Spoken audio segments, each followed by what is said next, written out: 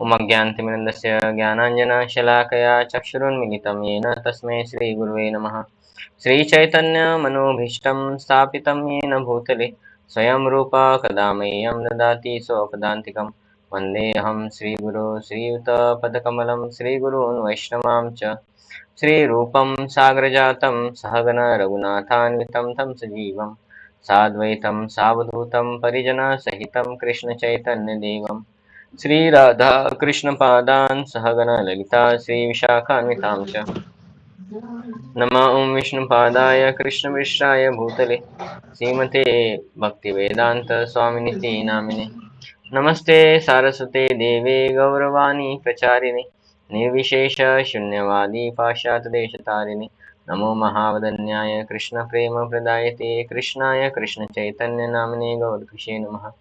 हे कृष्ण करुणा सिंधु दीनबंधु जगतपते गोपेश गोपिकाकांत राधाकांत नमोस्तुते तप्तकांचन गौरांगी राधे वृंदावनेश्वरी वृषभानुसुते देवी प्रणमामि हरिप्रिये वाञ्छाकल्पतरुभ्यश्च कृपा सिन्धुभ एव च पतितानां पावनेभ्यो वैष्णवेभ्यो नमो नमः।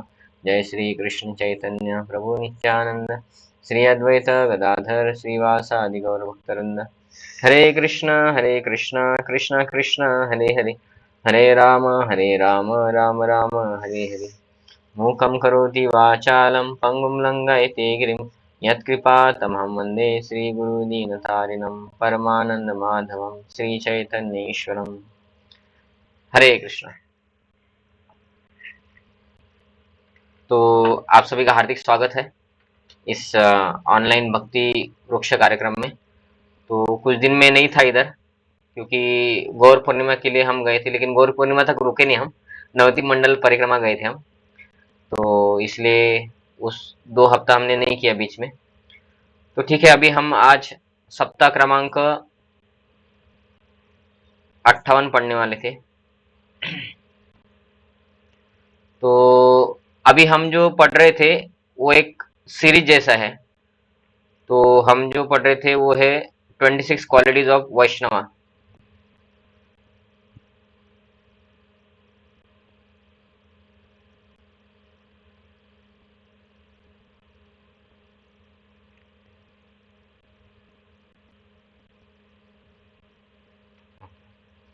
तो ये हम पढ़ रहे थे, इसमें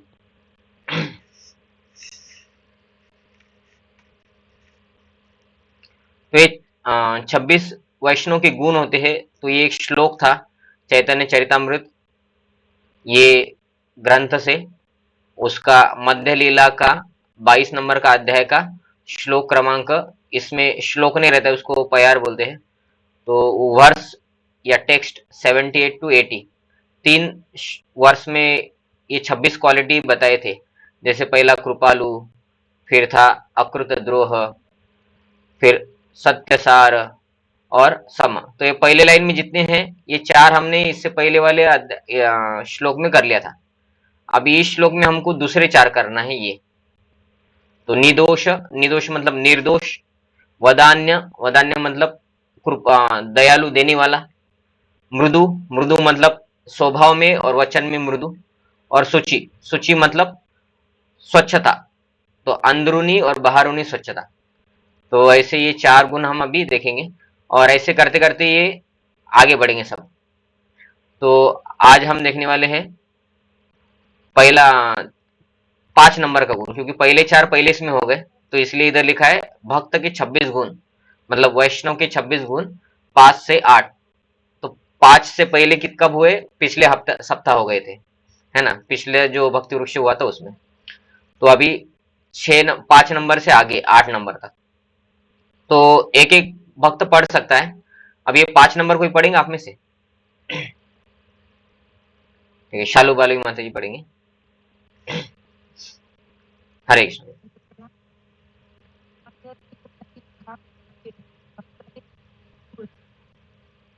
आपका आवाज कट रहा है।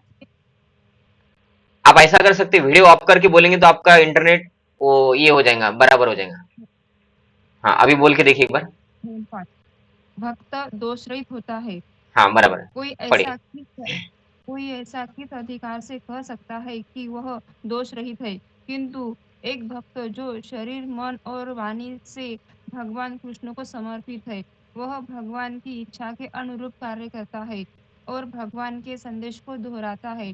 जो इस तरह श्री कृष्ण परम पूर्ण भगवान दोष रहित है, उसी तरह उनको पूरी तरह समर्पित भक्त भी दोष रहित है। भक्त में दिखने वाले दोष भी उसकी उसकी निर्दोषता को दूषित नहीं कर सकते। ऐसा हो सकता है कि कोई दुष्ट एक शुद्ध भक्त होने का स्वांग रचे, यह दिखाने की कोशिश करे कि वह उन्नत आध्यात्मिक नेता है और अपने फायदे के लिए अपने फायदे के लिए लोगों से धोखा करे, किंतु यह समझदार भक्त ऐसे धोखेबाज को पहचान सकता है। एक शुद्ध हृदय भक्त या उसका अनुसरण करने वाला ईमानदार व्यक्ति कभी किसी को हानि नहीं पहुंचाएगा या किसी का अपमान नहीं करेगा। इस तरह के धोखेबाजों के होते हुए भी हमें आगे बढ़कर पूरे हृदय के साथ एक शुद्ध भक्त का सम्मान करना चाहिए और उसके द्वारा दिए गए उपदेशों का पालन करना चाहिए। पवित्र लोगों और भक्तों के बीच में कई पाखंडी आ गए हैं, किंतु इसका अर्थ यह नहीं है कि कोई सच्चा भक्त नहीं होता। अच्छा, सच्चा भक्त परंपरा के अनुरूप दृढ़ता से किए गए कार्यों से जाना जाता है। वह कभी भी कृष्ण की कृपा से मिले सम्मान, सेवा या पैसे का दुरुपयोग नहीं करेगा। हम अपने जीवन में उस पर विश्वास कर सकते हैं। वह पूरी मानवता के लिए अच्छा कार्य करेगा, क्योंकि वह भगवान के उपदेशों के अनुसार जीवन व्यतीत करेगा और उसका ही प्रचार करेगा। हरे कृष्ण। हरे कृष्ण, धन्यवाद। तो इसमें 5 नंबर का जो दोष है, सॉरी, 5 नंबर का गुण है, गुण के बारे में बोला है कि दोष रहित होना, निर्दोष या निर्दोष ऐसा बोला था। एक मिनट, मुझे फोन है। हरे कृष्णा मुझे, अब मेरा क्लास शुरू है ऑनलाइन। हाँ हाँ, रिटर्न टिकट एज एज के साथ भेजा है, 3 लोगों का। डेट रिटर्न का है 25 तारीख को निकलेंगे, शाम को 6:30 बजे ट्रेन है। 24 को नहीं, 26 को रामनवमी है, लेकिन सुबह पहुंच जाएंगे हम। हाँ, मतलब 25 को हमारा प्रोग्राम भी कंप्लीट हो जाएगा। ठीक है, हरे यस। और उनको बोलिए तत्काल का जाने का हम ट्राई करेंगे, एक दो दिन पहले। हरे कृष्ण, हरे कृष्ण। तो ये इसमें पहला गुण बोला है आज, दोष रहित, निर्दोष या निर्दोष ऐसा करके है चैतन्य चरितामृत में। तो दोष रहित होना, दोष रहित मतलब उसमें कोई दोष नहीं होता है।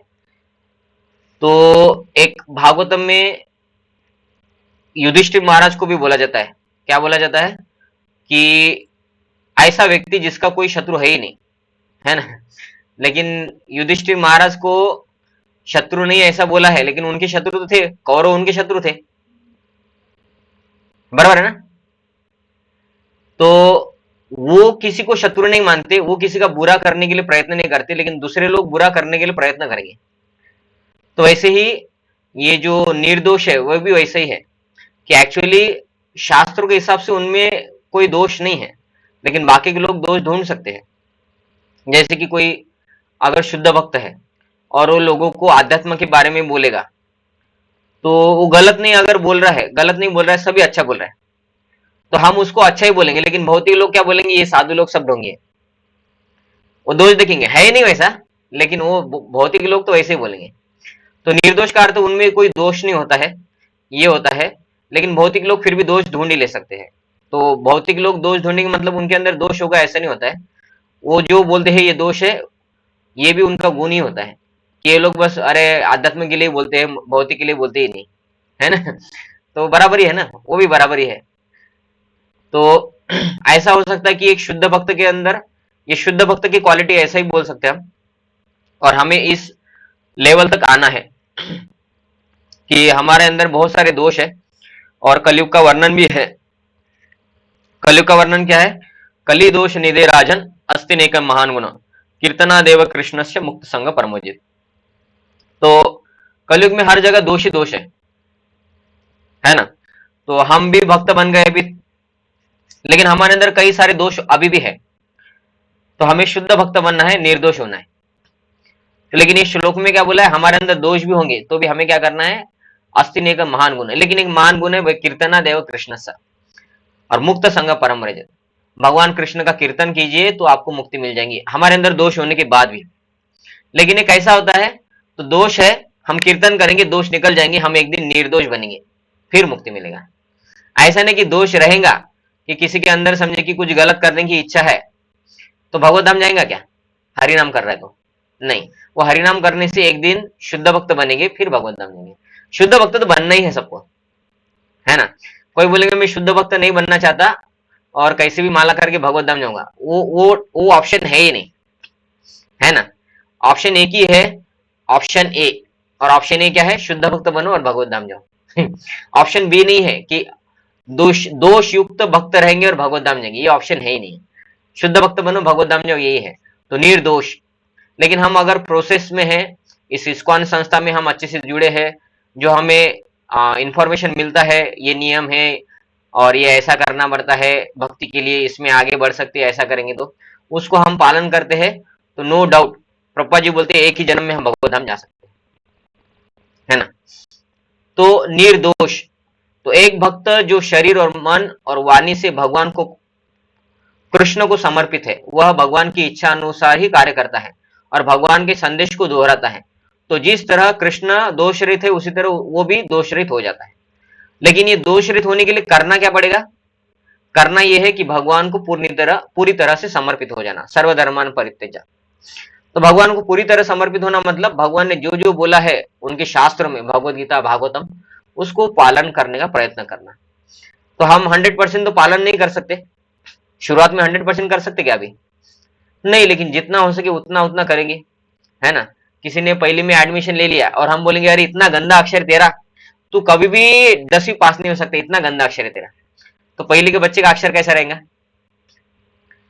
खराब ही रहेगा, है ना। वो कुछ भी लिखेगा तो जिलेबी जिलेबी दिखेगा, या तो कार्टून निकाले, कुछ चित्र निकाले, ऐसे दिखेगा, है ना। लेकिन वो जब चौथी में जाता है तो अक्षर सुधरता है, उसका इंटेलिजेंस भी सुधरता है ना। उसको अभी ज्यादा बोलने की जरूरत नहीं कि पढ़ाई करो, वो थोड़ा बहुत पढ़ाई करना सीख लेता है कंपटीशन के लिए, है ना। वो आगे चला जाएगा, वो गली के वो लड़का, वो उसको 80% मिले, मुझे 70 ही मिले, मैं पढ़ाई नहीं करूंगा तो आगे चले, ऐसा सोच सोच के कैसा भी हो, लेकिन वो उसका हैंड राइटिंग सुधर जाता है। और जब वो 10वीं में जाएगा तो और सुधर जाएगा, और 10वीं में उसको बोलने की जरूरत नहीं है पढ़ाई कर, है ना। वो अपने आप उसको आगे जाके अगर शादी करना है, पास होना है, उसके लिए वो पढ़ाई करेगा।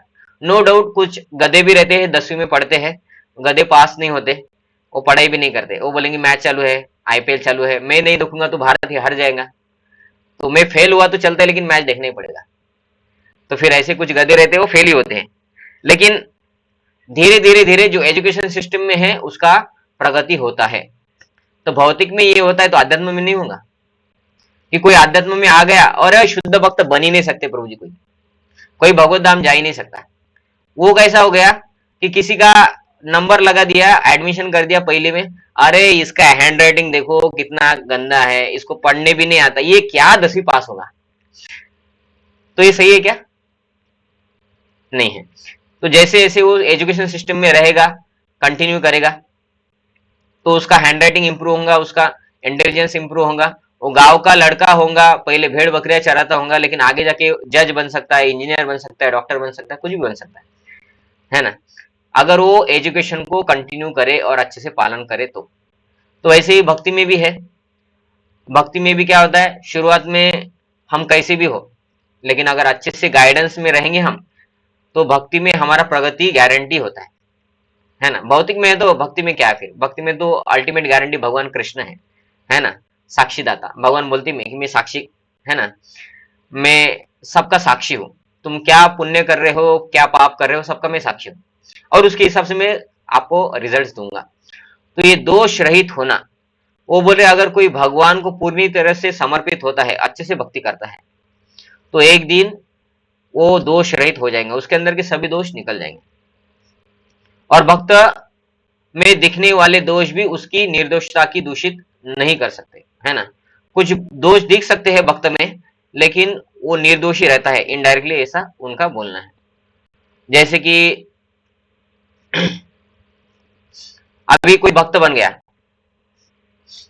वो चाय पीना छोड़ देगा तो निर्दोष हो गया ना, अच्छा हो गया ना। लेकिन बाहर के लोग क्या बोलेंगे, देखो ये हमारे घर में आया चाय भी नहीं पिया, हमारे घर में आया, हमारी शादी में आया खाना भी नहीं खाया। तो लोग तो दोष देखेंगे, लेकिन वो दोष भी क्या है, भक्त में दिखने वाले दोष भी उसकी निर्दोषता को दूषित नहीं कर सकते। कोई बोलेंगे ये चाय नहीं पीता, इतना दोष है इसके अंदर, देखो, है ना।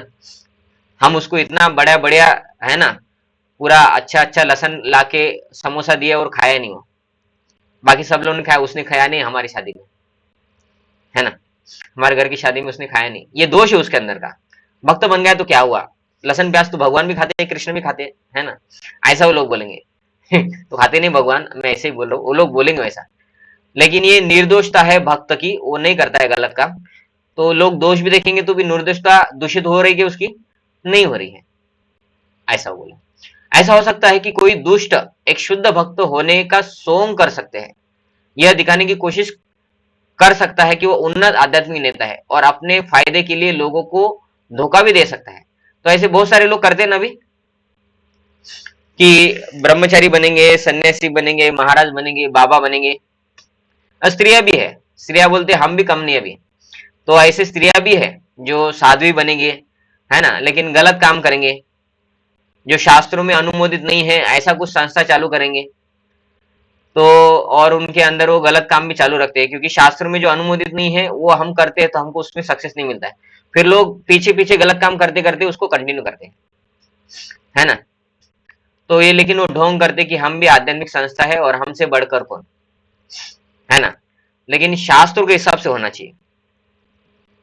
तो ऐसे ढोंग करने वाले भी बहुत है, किंतु एक समझदार भक्त ऐसे धोखेबाज को पहचान सकता है। एक शुद्ध हृदय भक्त या उसका अनुसरण करने वाला ईमानदार व्यक्ति कभी किसी को हानि नहीं पहुंचाएगा या किसी का अपमान नहीं करेगा। तो इधर वो क्या बोल रहे हैं, दोष रहित, ये दोष रहित व्यक्ति किसी को हानि नहीं पहुंचेगा, है ना। तो ये तो भक्तों का गुण है। जानबूझ के हम किसी का नुकसान करेंगे क्या, नहीं। और अनजाने में भी नहीं करेंगे, जानबूझ कर भी नहीं करेंगे और ऐसा भी नहीं करेंगे। हम ट्राई करेंगे किसी का नुकसान हमसे ना हो। हमने अगर किसी का नुकसान किया, समझे कि हमारा प्लॉट था, ठीक है, और प्लॉट था 5,000 स्क्वायर फीट, हमने घर बांधना शुरू किया, बाजू में दूसरे का खाली प्लॉट था, 5,000 स्क्वायर फीट था, हमने क्या किया, 1 फुट अंदर ले लिया उसका भी अपनी जगह में और घर बांध के कंप्लीट कर लिया। और हमने सोचा अरे वहां तक तो वॉल कंपाउंड ही गया ना, 1 फीट एक्स्ट्रा हमने वॉल कंपाउंड ही लिया है, अगर वो भविष्य में अगर बोलता भी है तो वॉल कंपाउंड तोड़ देंगे, उतना एक दीवार और अपना 1 फुट कम हो जाएगा, ठीक है कोई बात नहीं। लेकिन जब तक चलता है तब तक चलने दो ना, है ना। थोड़ा उसका हमारा तो फायदा हो जाएगा, उसका नुकसान भी हो गया तो। और उसने नहीं बोला तो अपनी जगह हो गए, फिर 1 फीट एक्स्ट्रा और आगे इतना जितना भी होगा उतना एक्स्ट्रा हो गया, हमारा 5,000 स्क्वायर फुट से ज्यादा हो गया। तो ऐसा कभी भक्त नहीं करेगा, है ना। तो वो भक्त है, क्योंकि वो अगर आज किसी का 1 फुट करके 1 फुट इधर और ऐसा 15-20 फुट का एरिया लेता है तो कितना हो गया वो, आप कैलकुलेट कर लेना कितना हो गया, तो है ना। उतना जगह आज उसने अगर किसी का ले लिया तो उसका नुकसान भी होने वाला है भविष्य में उतना, है ना किधर तो होने वाला है। इसलिए भक्त किसका जानबूझ के नुकसान नहीं करता है। 1 मिनट हो जाए और एक फोन आया है। हरे कृष्णा ब्रो।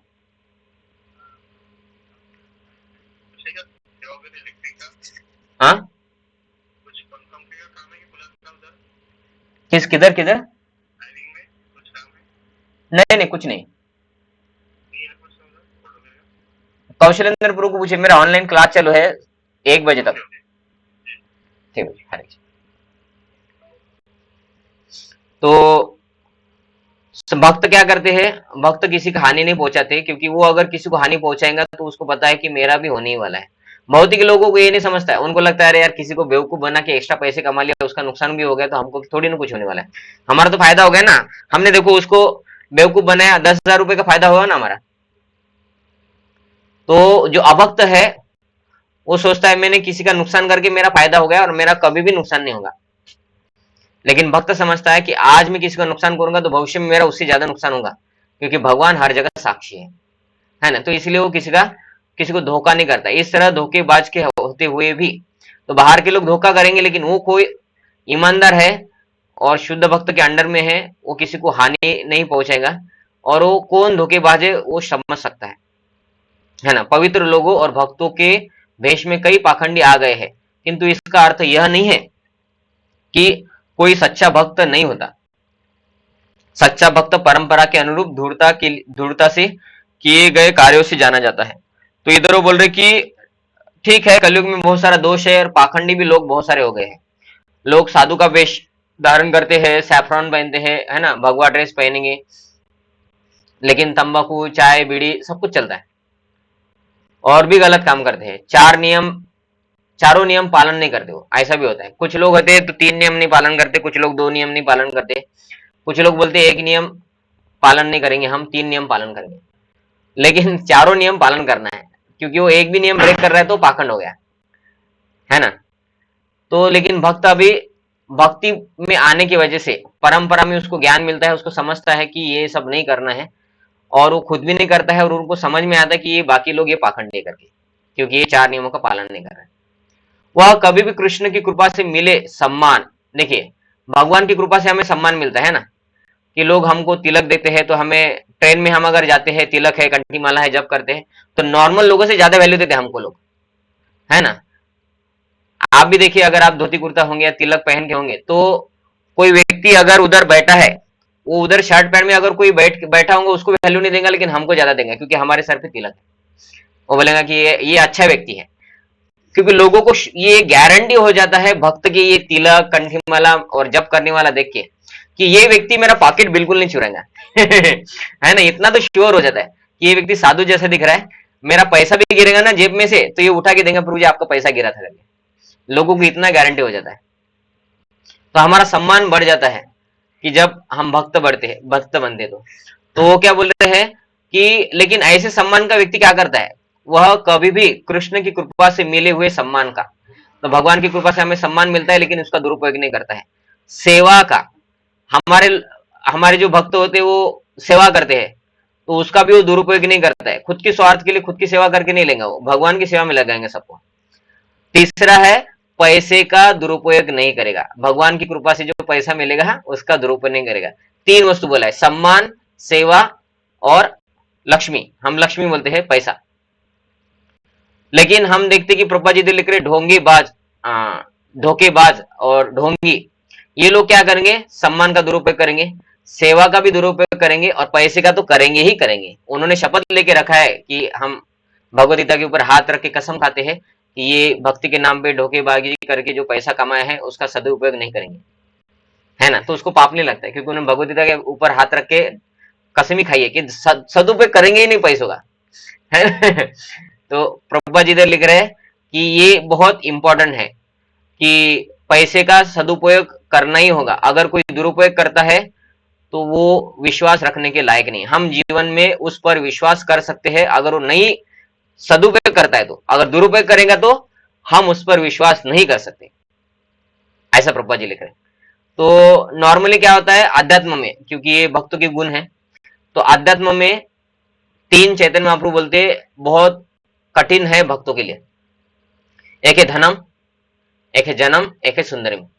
ये धन के चक्कर में बहुत सारे भक्तों का नाम खराब हो चुका है ना। तो इसलिए प्रभुपाद जी इधर वार्निंग दे रहे कि अगर कोई ऐसा करता है तो उसके ऊपर कोई विश्वास करेगा ही नहीं, सम्मान, सेवा और पैसों का दुरुपयोग करेगा तो वह पूरी मानवता के लिए अच्छा कार्य करेगा। कौन? अच्छा व्यक्ति, क्योंकि वह भगवान के उपदेशों के अनुसार जीवन व्यतीत करेगा और उसका ही प्रचार करेगा।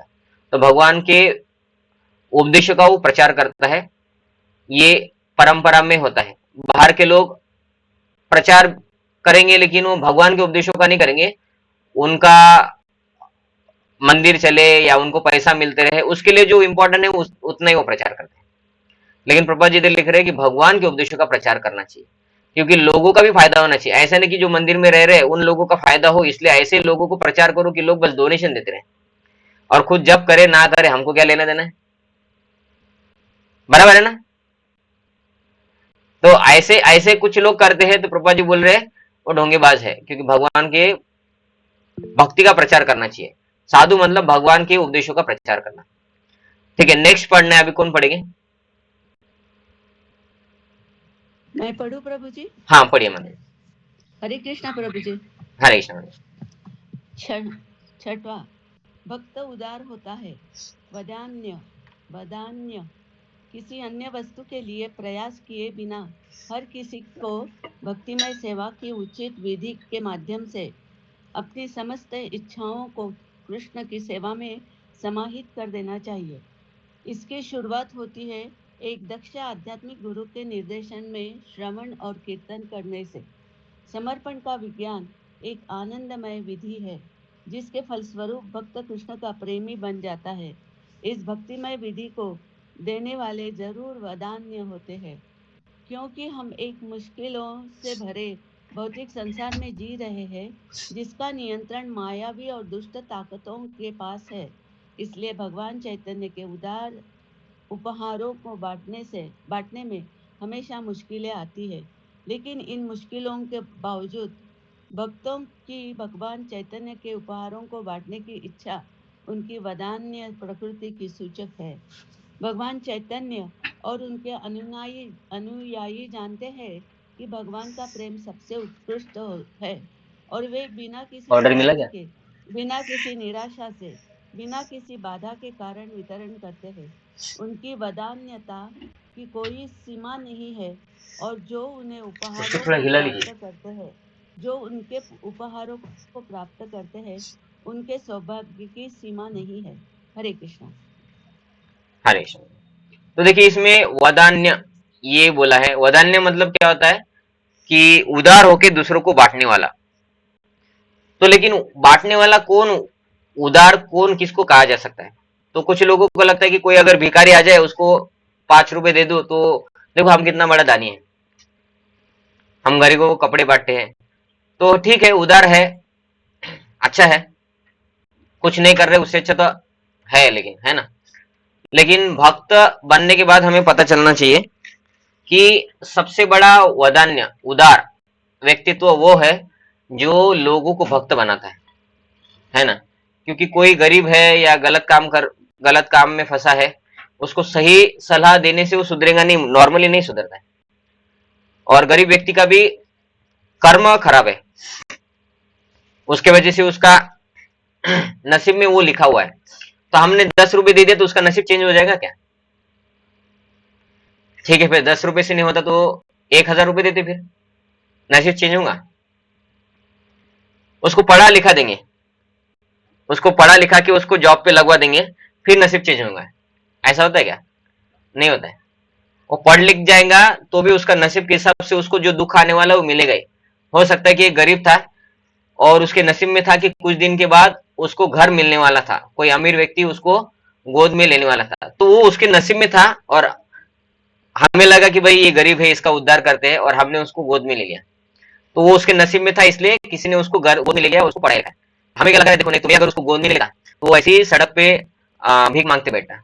तो अगर ये व्यक्ति नहीं लेता तो कोई और लेता, भगवान किसी और को उसका बोलते, उसके नसीब में जो है वो मिलने वाला था। और हमने अगर किया तो उसके नसीब में था इसलिए मिला, और हमने अगर किसी को 100 रुपए दे दिए तो उसके नसीब में था 100 रुपए मिलने वाले थे, लेकिन वो उसका दुरुपयोग करेगा, ये भी उसके नसीब में है, क्योंकि उसका बुद्धि अभी तक शुद्ध नहीं हुआ है ना। तो वरदान क्या है? लोगों को भक्ति देना। लोगों को भक्ति देने से लोगों की चेतना सुधरेगी, उनके नसीब में जो बुरा था वो मिट जाएगा, मतलब उनके पाप मिट जाएंगे, तो उनके जीवन में खुशी अपने आप आ जाएंगी, उनके जीवन में सुख आएगा, आनंद आएगा। तो भक्त बनाना ये सबसे बड़ा वदान्य एक्टिविटी है, मतलब लोगों को भक्त बनाना ये सबसे बड़ा उदार कार्य है। और प्रभुपाद जी लिख रहे हैं कि इस भक्ति में विधि को देने वाला व्यक्ति ही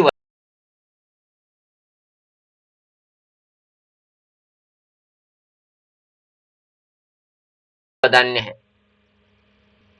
तो चैतन्य महाप्रभु का लीला आता है। चैतन्य महाप्रभु रामानंद एक जगन्नाथपुरी के राजा थे, तो वो राजा उनको मिलना चाहते थे, लेकिन चैतन्य महाप्रभु उनसे मिल नहीं रहे थे। फिर कुछ सार्वभौम भट्टाचार्य के कारण वो राजा एक गरीब वैष्णव बन के, है ना, मतलब फटे पुराने कपड़े पहन के चैतन्य महाप्रभु को मिलते हैं और उनके आगे राजा प्रताप रुद्र उनका नाम रहता है। तो राजा प्रताप रुद्र चैतन्य महाप्रभु को मिलते हैं जगन्नाथ रथ यात्रा के बीच में, और एक जगह उनको जो गोपी गीत है उसका एक श्लोक पढ़ते हैं उनका चरण दबाते हुए। तो वो श्लोक में ऐसा आता है कि भूरिदा जना तव कथामृतम तप्त जीवनम, तो उसमें आखिरी में आता है भूरिदा। तो चैतन्य महाप्रभु उठे बोले भूरिदा भूरिदा भूरिदा, अरे तुम भूरिदा हो क्यों? क्योंकि तुम मुझे कृष्ण की याद दिला रहे हो। तो भूरिदा का अर्थ भी वही होता है, वदान्य, है ना। और चैतन्य महाप्रभु का नाम है नमो महावदन्य, मतलब महावदन्य चैतन्य महाप्रभु। किसी ने प्रेम नहीं दिया था, चैतन्य महाप्रभु आके प्रेम दे रहे हैं, है ना। बाकी अवतारों ने इतना कृपा नहीं दिखाया है। बाकी अवतार बोले आप अगर बुरा है तो हम आके विनाशाय च दुष्कृताम है ना, बुरे लोगों का मैं नाश करूंगा। चैतन्य प्रभु बोले आए, चैतन्य महाप्रभु आए और क्या बोले, विनाशाय च स्वीकार करूंगा, मैं विनाशी लोग जो है उनको स्वीकार करूंगा, उनको हरे कृष्ण महामंत्र दे दूंगा और उनका जो चेतना खराब है उसको मैं नाश करूंगा, लोगों को नाश नहीं करूंगा। तो इसलिए चैतन्य महाप्रभु को वदान्य बोला जाता है क्योंकि वो कृष्ण प्रेम देने के लिए आए थे।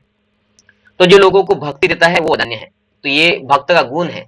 अगर कोई बोलता है हम भक्त है और वो अपने आचरण से या कैसे भी करके उससे लोग प्रभावित नहीं हो रहे, भक्ति करने के लिए प्रभावित नहीं हो रहे, तो वो वदान्य नहीं हुआ फिर।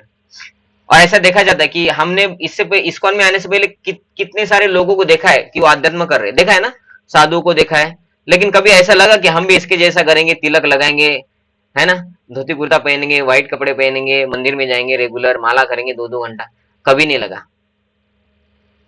हमें ऐसा लगता है ठीक है वो महाराज है, अच्छे है महाराज, आप आपकी जगह पे अच्छा है, हमें अपना घर संभालना है, पैसे से सब कुछ होता है, आपके जैसा बनेंगे तो दुनिया कहाँ चले जाएंगे, है ना। ये हम माला थोड़ी करें, हम करेंगे माला मरते वक्त, है ना, मरने के आखिरी 1 घंटे में माला कर लेंगे। भगवान को मरते वक्त तो याद करना है ना, तो आखिरी 1 घंटे में याद कर लेंगे ना। तो लोग बूढ़ा होने की बात करेंगे बोलते, बूढ़ा होने के बाद बोलते और बूढ़ा होने के बाद, और बूढ़ा होने के बाद बोलते मरने से पहले करेंगे, अभी मरने वाला है, डॉक्टर बोलते 6 महीना है, बोलते आखिरी 1 दिन में करेंगे, अभी आखिरी 1 दिन है, फिर बोलता है आखिरी आखिरी वक्त नाम लेना है ना, तो अभी लेके क्या करेंगे, है ना। वो नहीं आया उसको मिलना है, वो नहीं आया, वो बेटी नहीं आई मेरी, वो उधर की बेटी नहीं आई, नागपुर वाली बेटी नहीं आई, ऐसा कर करके वो मर जाता है ना। तो उन लोगों को देख के भी हमारे अंदर कभी ऐसा नहीं हुआ कि हम भक्ति करें, या उन्होंने हमको कभी बोला ही नहीं।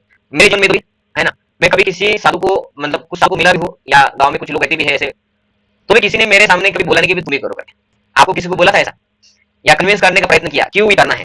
कोई नहीं, वो इस्कॉन के लोग ही है बेवकूफ, वो लोगों को बोलते करो करके, है ना तो इस्कॉन के लोग, वो जो बेवकूफ है उसको बोलते हैं वदान्य, कि ये लोग इतने उदार है इस्कॉन के लोग कि उनको लोग बेवकूफ बोलते फिर भी वो जा जाके लोगों को प्रचार करते हैं, और इस प्रचार में बहुत सारा बाधा भी आता है। प्रभुपाद जी तो लिख रहे हैं क्योंकि हम एक मुश्किल भरे भौतिक संसार में जी रहे हैं, तो जो लोग प्रचार करते हैं उनके प्रचार में बहुत सारे मुश्किलें भी आते हैं, लेकिन चैतन्य महाप्रभु के अनुयायी बिना किसी स्वार्थ के और इन बाधाओं के होने के बाद भी वो अलग अलग जगह जाके लोगों को प्रचार करते हैं, भक्ति में जोड़ते हैं, है ना।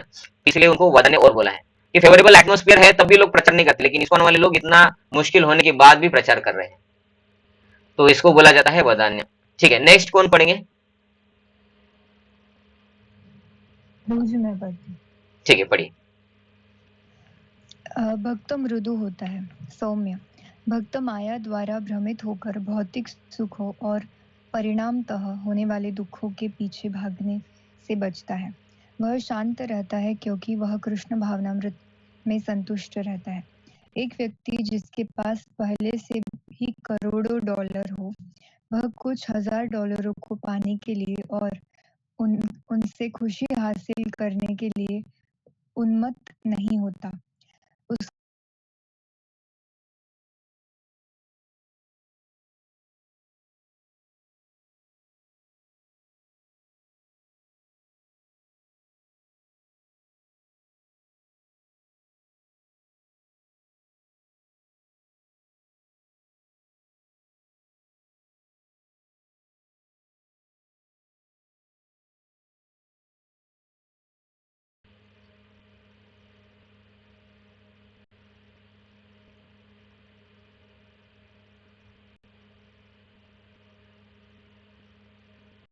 का स्वभाव कोमल होता है क्योंकि वह कुछ भी हासिल नहीं करना चाहता और कोई उससे उसकी कृष्ण भक्ति को नहीं छीन सकता। उसका दूसरों के साथ आचरण भी कोमल होता है। ऐसी कहावत है, वैष्णव एक गुलाब के समान कोमल होता है और वज्रपात के समान सख्त होता है। उदाहरण के तौर पर दुष्टों के प्रति वह मृदु नहीं होता। भगवान चैतन्य महाप्रभु जब सुदर्शन चक्र लेकर जगाई मधाई को मारने के लिए दौड़े थे, तब वे मृदु नहीं थे, किंतु भक्त सामान्यतः कोमल होता है, विशेषतः तब जब उसे अपने प्रति गलत व्यवहार को सहन करना होता है। विभिन्न अवस्थाओं में उसका मृदु स्वभाव भक्त की विनम्रता के गुण के अनुरूप है। वह अपने ऊपर समस्या आने से क्रुद्ध नहीं होता, अपितु नम्रता से व्यवहार करता है, जैसा कि हरिदास ठाकुर ने उन लोगों के प्रति किया जिन लोगों ने आदेशानुसार उन्हें 22,000 में छड़ी से पीटा। 22 बाजारों 22 बाजारों में छड़ी से पीटा। ऐसी सहनशीलता कायरता की वजह से नहीं, अपितु गहरी आत्मसंतुष्टि से आती है। वह एक विशाल महासागर के समान है। अन्य लोग सांसारिक घटनाओं और व्यक्तिगत निराशाओं व आशंकाओं से जल्द ही उत्तेजित हो जाते हैं और बड़बड़ाते हैं, किंतु भक्त केवल कृष्ण पर आश्रित रहता है और उनके आदेश का पालन करने की कोशिश करता है। इस प्रकार अहिंसक व अविचलित आध्यात्मिक सौम्यता भक्त का एक अन्य आकर्षक लक्षण है। हरे कृष्ण। हरे कृष्ण, धन्यवाद। तो देखिए इसमें एक और गुण बोला है मृदु। मृदु मतलब क्या है कि व्यवहार में एकदम अच्छे से बात करते हैं, है ना। तो मृदु समझ में आता होगा आपको भी, मराठी में भी बोलते हैं मृदु, है ना, हिंदी में भी मृदु ही बोलते हैं। तो अच्छे से बात करना ये हो, तो मृदु बोलने में भी है, स्वभाव में भी है, दोनों में भी। तो अभी ये बोल रहे कि भक्त का स्वभाव है मृदु, तो हर जगह स्वभाव में वो शांत ही रहेगा जब तक उसके ऊपर आता है, ऐसा वो मृदु का अर्थ होता है।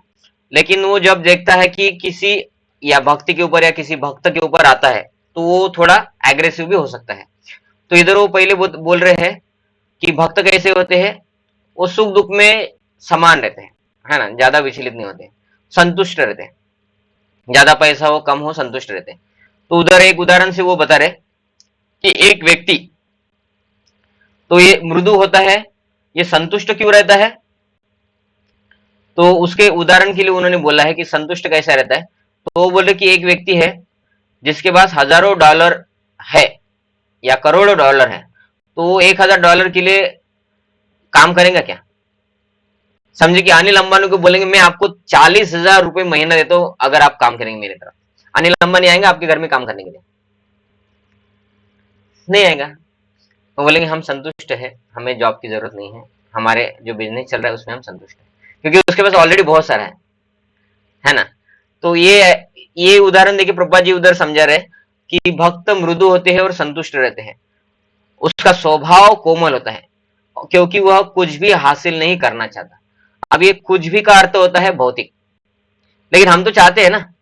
समझे कि अभी गर्मी हो रही है, तो आपके घर में अभी तक आपने कूलर या एसी लगाया नहीं है, तो आपकी इच्छा है कि नहीं? फिर है इच्छा, क्योंकि आगे जाके बहुत गर्मी होगा, और गर्मी होगा तो शरीर परेशान हो जाएंगे, भक्ति भी अच्छे से नहीं होगा। तो ये भौतिक इच्छा भी है, लेकिन ये हमारे शरीर के लिए भी है, क्योंकि हम शरीर के अंदर है, और शरीर का ख्याल रखना भी भक्ति है। क्या शरीर का ख्याल रखना भक्ति नहीं है ना। स्वास्थ्य साधना ऐसे बोला जाता है, शरीर अच्छा रहेगा तो आप माला करेंगे, नहीं तो फिर बेड पे सो जाएंगे। तो अभी ये भौतिक होना या इच्छा होना ये क्या है, ये भक्ति के लिए अनुकूल है। वहां तक हमारी भौतिक इच्छा को अलाउड है कि फॉर एग्जाम्पल अभी आपके पास पैसा होना चाहिए, तब आप कभी कुछ मायापुर जाना है, वृंदावन जाना है, पंढरपुर जाना है, तो जा सकते हैं, बराबर है ना। समझे कि आपके पास खाने पीने का पैसा नहीं है, और हम आपको बोलते हैं कि भाई आप मंदिर में 2 दिन सेवा के लिए आया करो। आप क्या बोलेंगे, प्रभु जी हमको बहुत काम करना पड़ता है, पैसा ही नहीं हमारे पास, अगर हम काम नहीं करेंगे तो पैसा नहीं रहेगा, हमको यात्रा भी जाना है तो हमारा कैंसिल हो जाता है क्योंकि पैसे की वजह से, क्योंकि हमें जाना है तो पति पत्नी बच्चा तीनों का पैसा भरना पड़ता है, 10-10 हजार रुपये फीस रहता है, 30,000 रुपये कहाँ से लाए प्रभु जी, पैसा कमाना पड़ेगा ना भी। तो मतलब ये पैसा कमाना भी हमारे भक्ति के लिए फिर उपयुक्त हो जाता है। लेकिन कुछ किसको भौतिक इच्छा बोला है, जरूरत से ज्यादा, है ना, कि आपको आपका घर संसार चले उतना काम करके आपको भक्ति के लिए भी समय मिलता है, तो फिर ठीक है। लेकिन कोई बोलता है कि मेरा अभी 50,000 रुपये इनकम है, अगर वो 50 को मैं अगर 70,000 करना है मुझे, तो मुझे और एक जगह जॉब करना पड़ेगा 6 घंटे के लिए। लेकिन पर फिर मेरे को माला करने के लिए, सेवा करने के लिए ये समय नहीं मिलेगा और तबीयत भी खराब होगा। फिर 20,000 रुपये एक्स्ट्रा मिल रहे हैं, 50 की जगह 70 मिल जाएंगे, लेकिन वो भक्ति भी नहीं हो रहा है, तो वो पैसा को फिर भौतिक इच्छा में काउंट किया जाएगा। बराबर है ना? क्योंकि वो पैसा आएगा तो भी हम क्या करेंगे, वो पैसा आएंगे तो उसके बाद हम बोलेंगे कि मुझे मोबाइल खरीदना है, चलो फिर एप्पल मोबाइल खरीदते हैं। तो 15,000 का खरीदने वाले थे, 1,15,000 का खरीद लिया। बराबर है ना? टू व्हीलर खरीदना था, किधर जाना है, मंदिर आना है, लेकिन फिर हमारा टू व्हीलर हम पार्क करते हैं और वो बाजू के प्रभु जी बुलेट लेके आते, फिर हमारा टू व्हीलर अच्छा नहीं दिखता, हमारे पास भी बुलेट होना चाहिए 2 लाख का। तो फिर वो एक्स्ट्रा कमाया हुआ पैसा, एक्स्ट्रा का पैसा कमाने में वो माला भी नहीं हुआ, कुछ नहीं हुआ, और उससे भौतिक इच्छा भी बढ़े, और वो एक्स्ट्रा पैसा वैसे भी वैसे ही चले जाने वाले इधर उधर, है ना? कपड़े खरीदेंगे, ये खरीदेंगे, वो तो एक्स्ट्रा पैसा तो फिर वो भौतिक इच्छा में आता है। तो इधर जो बोला है कि भक्त कुछ नहीं हासिल करना चाहता, तो भक्त भक्ति के लिए या जितना उसका रोटी कपड़ा मकान के लिए जितना है उतना वो हासिल करने की इच्छा रखता है, नो डाउट। गर्मी आई है तो गर्मी के लिए वो भी इच्छा करेगा कि हमारे घर में एसी हो, कूलर हो, है ना? लेकिन ये कुछ भी हासिल करने की इच्छा नहीं रखता है। इसका अर्थ है कि तृष्णा और रजोगुण का इफेक्ट होता है। तृष्णा मतलब क्या है? असत तृष्णा या गलत इच्छा, है ना? कि भाई खा तो रहे हैं लेकिन कभी होटल में भी खा लेंगे, है ना, लहसुन प्याज वाला अच्छा लगता है। अभी रोज ही तो बिना लहसुन प्याज का खाते, तो कभी 5 स्टार में जाके बिना लहसुन प्याज का खाने की जगह लहसुन प्याज का खा लेंगे। तो ऐसे गलत इच्छा वो नहीं करता है, हासिल करने की इच्छा नहीं। तो कोई उससे उसकी कृष्ण भक्ति को नहीं छीन सकता जब तक उसका स्वभाव कोमल है और उसकी भौतिक इच्छा नहीं है, तब तक। अभी आगे प्रभुपाद जी इधर लिख रहे हैं कि भक्त का आचरण भी कोमल होता है, कि वो दूसरों के साथ ऐसा हिसक वासक, मराठी में बोलते हैं, है ना? आपको समझता है हिसक वासक स्वभाव, है ना? ऐसा कुछ लोग रहते, उनको प्यार से भी कुछ पूछ दो, समझता नहीं तेरे को, ऐसा हो जाता है एकदम, है ना? तो ये भक्त का स्वभाव नहीं है, ऐसा बोल रहे हैं। भक्त का स्वभाव क्या है, हम उसको पूछेंगे, वो अच्छे से बताएंगे। ठीक है, कभी कभी क्या होता है कि गुस्सा आ जाता है, लेकिन वो हर वक्त का नहीं है उसका, बाकी समय में वो कोमल रहता है ना? तो बाकी समय में कोमल रहता है तो उसका नॉर्मल स्वभाव को कोमल पकड़ सकते हैं। कभी कभी तो गुस्सा उसको भी आ सकता है, अगर उसको आप जाके सुई सुई ये करोगे, उसको अगर जाके जानबूझ के आप उसको गुस्सा दिलाओगे और फिर बोलेंगे देखो ये गुस्सा हो गया, ये अच्छा भक्त नहीं, तो ऐसा नहीं होता है ना? सांप घर में आके कभी काटता नहीं है, जो व्यक्ति वो सांप को जाके ऐसे काड़ी करता है ना, उसको काटता है सांप, है ना? तो कोमल होता है। लेकिन इधर वो बोल रहे कि नॉर्मली वो भक्त किसको नुकसान नहीं करता है, तो गुलाब जैसा होता है कोमल, ऐसा बोल रहे हैं।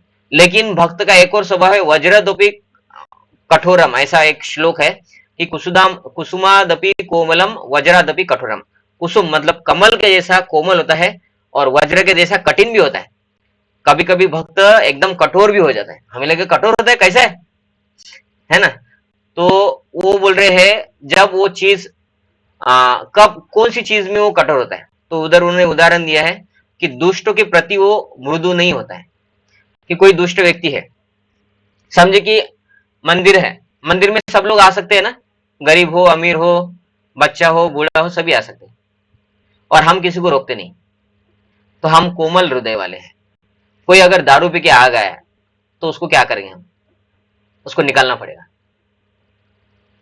क्योंकि वो आके बैठेगा, उसके आजू बाजू में जो 15-20 भक्त है उसको भी बास आएगा, वो स्त्रियों को कुछ देखेगा गलत, है ना, टच करेगा किसी को जाके, तो फिर उधर व्यक्ति को कठोर होना पड़ेगा। तो नियम के वक्त, नियम जब आता है ना, कोई व्यक्ति अगर नियम ब्रेक कर रहा है तो उस समय उस भक्तों को कठोर होना ही पड़ता है। इसलिए प्रभुपाद जी इधर लिख रहे हैं वज्रादपि कठोरम, है ना?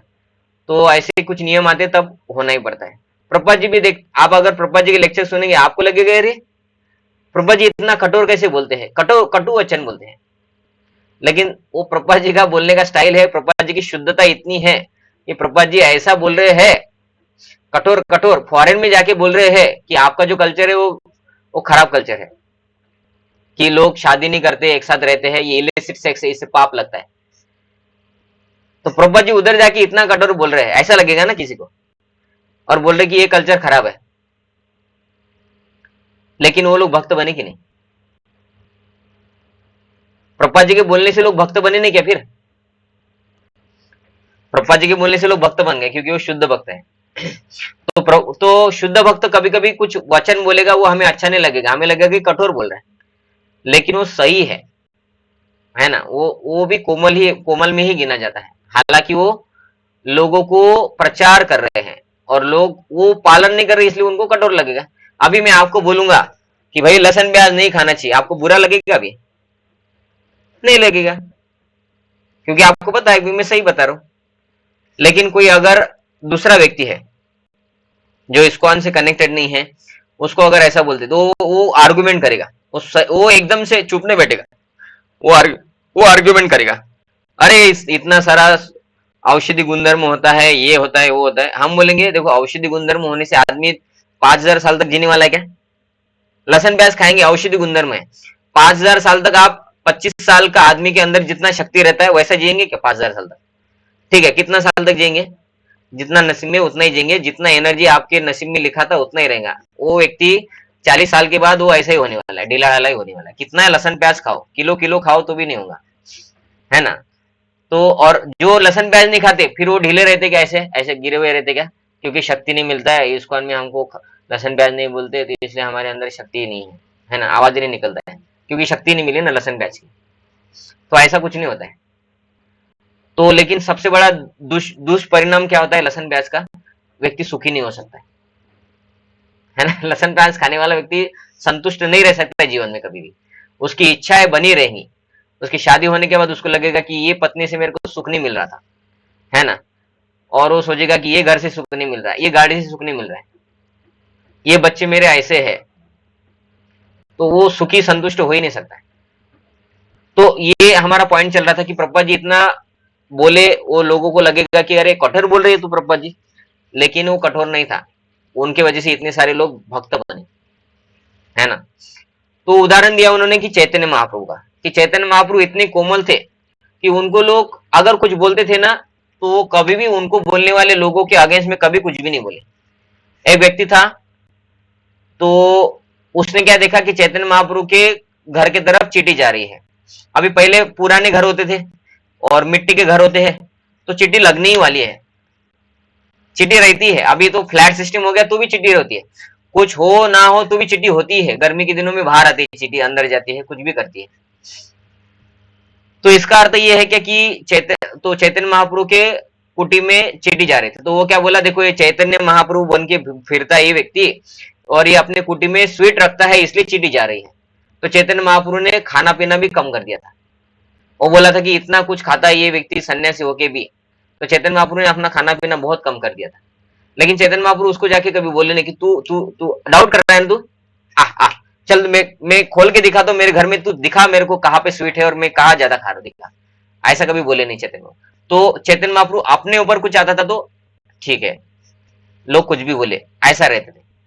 लेकिन जब चैतन्य महाप्रभु ने देखा कि जगाई मदाई ने नित्यानंद प्रभु को मारा, तब वो क्रोधित हो गए।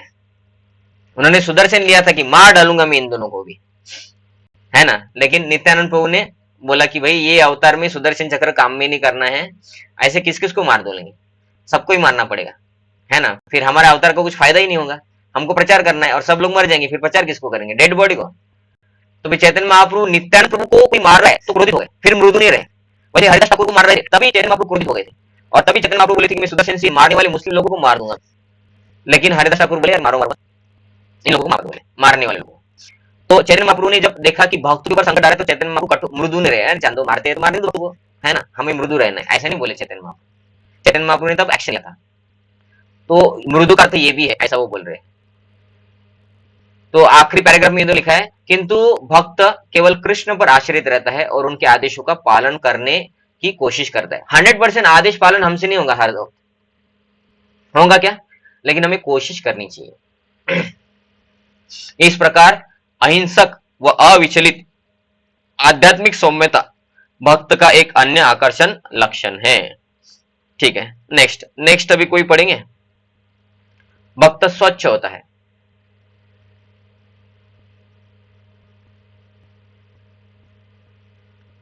कोई पढ़ेंगे आप में से? रिपीट भी पढ़ सकते, किसी और को फिर से पढ़ना है। पढ़ लूं क्या हाँ प्रभु जी? मैं पढ़ू?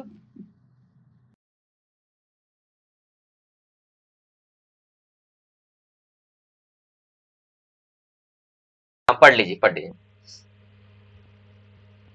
हाँ पढ़िए मैम। पढ़ू प्रभु जी?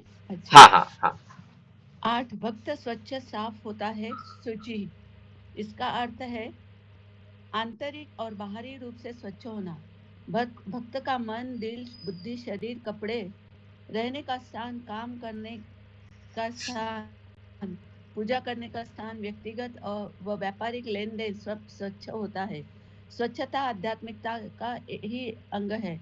यह एक आम कहावत है, लेकिन जो आध्यात्मिक जीवन में रुचि रखते हैं उनके लिए यह बुद्धिमत्ता की बात है। बाहरी स्वच्छता महत्वपूर्ण है, किंतु यह कृष्ण से संबंधित होनी चाहिए। मंदिर में अर्चा विग्रह की पूजा में स्वच्छता का उच्च स्तर भक्तों की भक्ति का सूचक है। शुद्ध भक्ति के फलस्वरूप भक्त भगवान की पूजा के लिए सबसे अच्छी और स्वस्थ वस्तुएं अर्पित करना चाहता है। शुद्ध भक्तिमय सेवा के अतिरिक्त ज्ञान अर्जित करना या फिर भौतिक लाभ की इच्छा करना, चाहे वह धार्मिक प्रयासों से संबंधित हो, अशुद्धता है और शुद्ध भक्ति के निचोड़ के विपरीत है। श्रीमद् भागवतम 1.21.17 अभी ये श्रवण और एक कीर्तन 21, की विधि की प्रशंसा करती है। ये 1:21 लिखा है, लेकिन क्योंकि 1:21 नहीं है ये है 1:2:17, क्योंकि फर्स्ट कैंटो में 19 अध्याय है, 21 अध्याय है नहीं, तो ये 1 to 17 ऐसा है। 1-2-17 श्रवण और कीर्तन की विधि की प्रशंसा करती है, क्योंकि इसके द्वारा हृदय से सारी अनचाही और गंदी वासनाएं साफ हो जाती है। जब नारद मुनि ध्यान में फिर से कृष्ण भगवान को देखने का प्रयास कर रहे थे, भगवान ने उनसे कहा कि एक भक्त को भगवान को देखने की आशा करने से पहले सभी भौतिक दोषों से परे होना चाहिए। इस युग में चैतन्य महाप्रभु के हरे कृष्ण जप का वदान्य वितरण सबसे प्रभावशाली तरीका है, जिससे हम अपने गंदे मन और हृदय को साफ करके कृष्ण का दिव्य दर्शन कर सकते हैं। हरे कृष्ण प्रभु। हरे कृष्ण, धन्यवाद। तो इधर लिखा है अभी स्वच्छता, स्वच्छता को बोलते हैं शुचि। अशुद्धता रहती है, वो अशुद्धता को बोलते हैं मुचि। तो इसको में आपने ये ऐसा सुना भी होगा, शुचि होय मुचि यदि कृष्ण भजे, मुचि होय शुचि, शुचि होय मुचि यदि कृष्ण तेजे, और मुचि होय शुचि यदि कृष्ण भजे। मतलब क्या है, कोई अगर गंदा भी है तो वो ब्राह्मण बन सकता है अगर कृष्ण का भजन करे, मतलब शुद्ध हो सकता है। और कोई अगर ब्राह्मण कुल में भगवान कृष्ण का भजन नहीं करता है तो वो तो मोची है, चमड़े का बिजनेस करने वाला है, वो अशुद्ध व्यक्ति है ना। तो भक्ति करना और उसमें भगवान कृष्ण का भजन करना, ये सबसे बड़ा स्वच्छता का मार्ग है। और इससे क्या स्वच्छ होता है, इससे चित्त शुद्ध होता है। चेतो दर्पण मार्जनम, है ना। भगवान का परम विजयते श्री कृष्ण संकीर्तनम, भगवान कृष्ण का कीर्तन करने से चित्त का शुद्धिकरण होता है। तो दो प्रकार की शुद्धिकरण है, एक है चित्त शुद्ध करना, इसको बोलते हैं आंतरिक शुद्धता, और एक है शरीर और वातावरण या परिसर स्वच्छ करना, इसको बाहरी स्वच्छता बोलते हैं। कौन से दो, एक अंदर वाली हृदय या चित्त मन, है ना, ये सब। दूसरा है बाहर, मतलब शरीर, कपड़े, और इसके बाहर और भी घर, परिसर, देश, ये सब। तो ये जो शुचि है ये अंदर और बाहर दोनों चीज को लिए दर्शाती है। तो प्रभुपाद जी इधर लिख रहे हैं कि कहाँ पे शुचि होनी चाहिए, तो भक्त के मन में शुचि होनी चाहिए। तो भक्त के मन में स्वच्छता है, कहाँ दिखता है मन स्वच्छ है नहीं है, कैसे समझेंगे बताइए कि मन स्वच्छ है कि नहीं है, कैसे समझते हैं? तो उस व्यक्ति के बोलने से, हाँ बताइए। वो अगर सामने में अच्छा बोलता है और अंदर में या दूसरे के पास उसकी चुगली करता है तो उसका मन स्वच्छ नहीं है। हाँ, उसके बारे में बुरा कहता है तो स्वच्छ नहीं। तो ये स्वच्छ है कि नहीं है ये कैसे समझता है, तो उसके कार्यों से, उसके बोलने से हमें समझता है। उसके कार्य में उसका व्यवहार भी आ जाता है ना, व्यवहार कार्य बोलना। समझे कि कोई व्यक्ति है वो कार्य गंदा कार्य कर रहा है तो समझ में आएगा कि ये व्यक्ति गंदा है। जैसे कि कोई बोलता है मुझे पैसा कमाना है और मैं नॉनवेज कंपनी में काम करूंगा, तो व्यक्ति शुद्ध होगा कि फिर? कोई बोलता है नहीं नहीं, मेरा कर्तव्य है घर वालों को खिलाना है इसलिए मैं नॉनवेज की कंपनी में काम करता हूँ, KFC में काम करता हूँ। नहीं, उसका मन दूषित है इसलिए वो सोचता है अरे इधर ये कंपनी में जानवर कटे या कोई कटे, मेरे को तो पैसा कमाना है, मतलब वो गंदा है ना। तो कार्य व्यवहार, व्यवहार में भी उसका व्यवहार कैसे वहां से हमें समझ में आता है। और उसके मन से, उसके मन कैसे दिखता है, उसके वचन से भी दिखता है, वो कैसा बोलता है। कोई व्यक्ति हमेशा बस पैसे के बारे में बोलता है, मतलब मन में पैसा ही भरा है सब। कोई व्यक्ति हमेशा बुराई करता है दूसरे की, मतलब मन में बुराई भरी है। तो ऐसे वो समझ में आता। तो मन, दिल, दिल मतलब वो उर्दू शब्द हो गया, दिल, दिल मतलब हृदय, है ना। बुद्धि, तो अच्छे काम कर रहा है मतलब उसका मन बुद्धि अच्छा है। शरीर, अब ये शरीर की स्वच्छता किससे संदर्भित है? वो नहाता है कि नहीं, है ना। अभी समर आ गया तो अभी ठंडी का तो कोई प्रॉब्लम नहीं है, फिर भी कुछ लोग नहाते नहीं है, वो स्प्रे मारते हैं। वो सोचते हैं अगर हम नहाएंगे तो स्प्रे की कंपनियां बंद पड़ जाएंगी, और अगर हम नहीं लाएंगे और स्प्रे मारेंगे तो स्प्रे की कंपनियां चलती रहेंगी, है ना। तो ऐसे कुछ संप्रदाय भी है, धर्म भी है, उसमें नहाने का कुछ कंपलसरी नहीं रहता है ना। लेकिन हम इस्कॉन में देखते हैं, इस्कॉन में आपको पता है कि नहीं पता नहीं, लेकिन बता देता, आपको भी पता होना चाहिए कि टॉयलेट करने के बाद नहाना चाहिए। जिस कपड़े पे टॉयलेट किया वो भी आप दिन भर नहीं पहन सकते, इतना स्वच्छता का ख्याल रखते हैं हम। कोई अगर पुरुष है वो दाढ़ी मूछ काटता है तो बाल गिर गए, नॉर्मली हम भक्ति में आने से पहले कैसे करते थे, वो नहा धो के जाते थे दोपहर को कभी तो, या कभी तो, और वो नहाई के बाद जाके कटिंग करके वापस आके मस्त अपना जो भी करना है करते थे, इधर उधर बैठते थे, खाते थे पीते थे, सब करते थे। वो कैसे बाल इधर उधर चिपके है शरीर में किधर, तो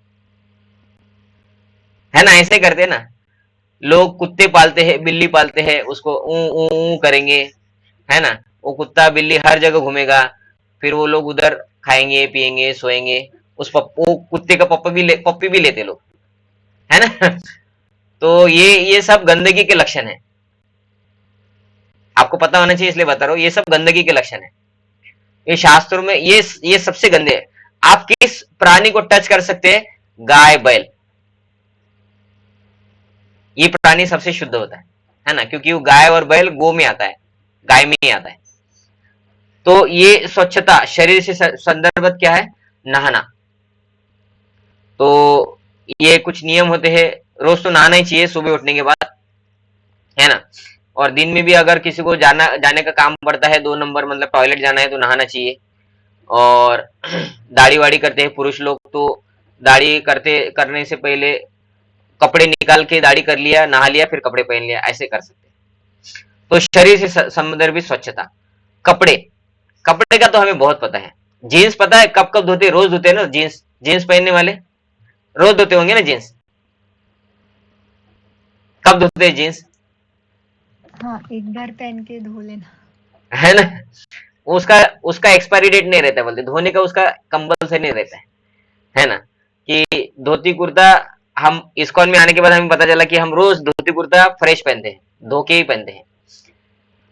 लेकिन पहले कैसा था, इस्कॉन में आने से पहले वो स्कूल में गए, कपड़े निकाल के टंगा दिए, फिर कल स्कूल में जाना है तब पहनेंगे, ऐसा हफ्ता भर पहन लेते थे, है ना। और जीन्स तो हफ्ते का भी नहीं, जीन्स तो गारंटी नहीं कब धोएंगे करके, है ना।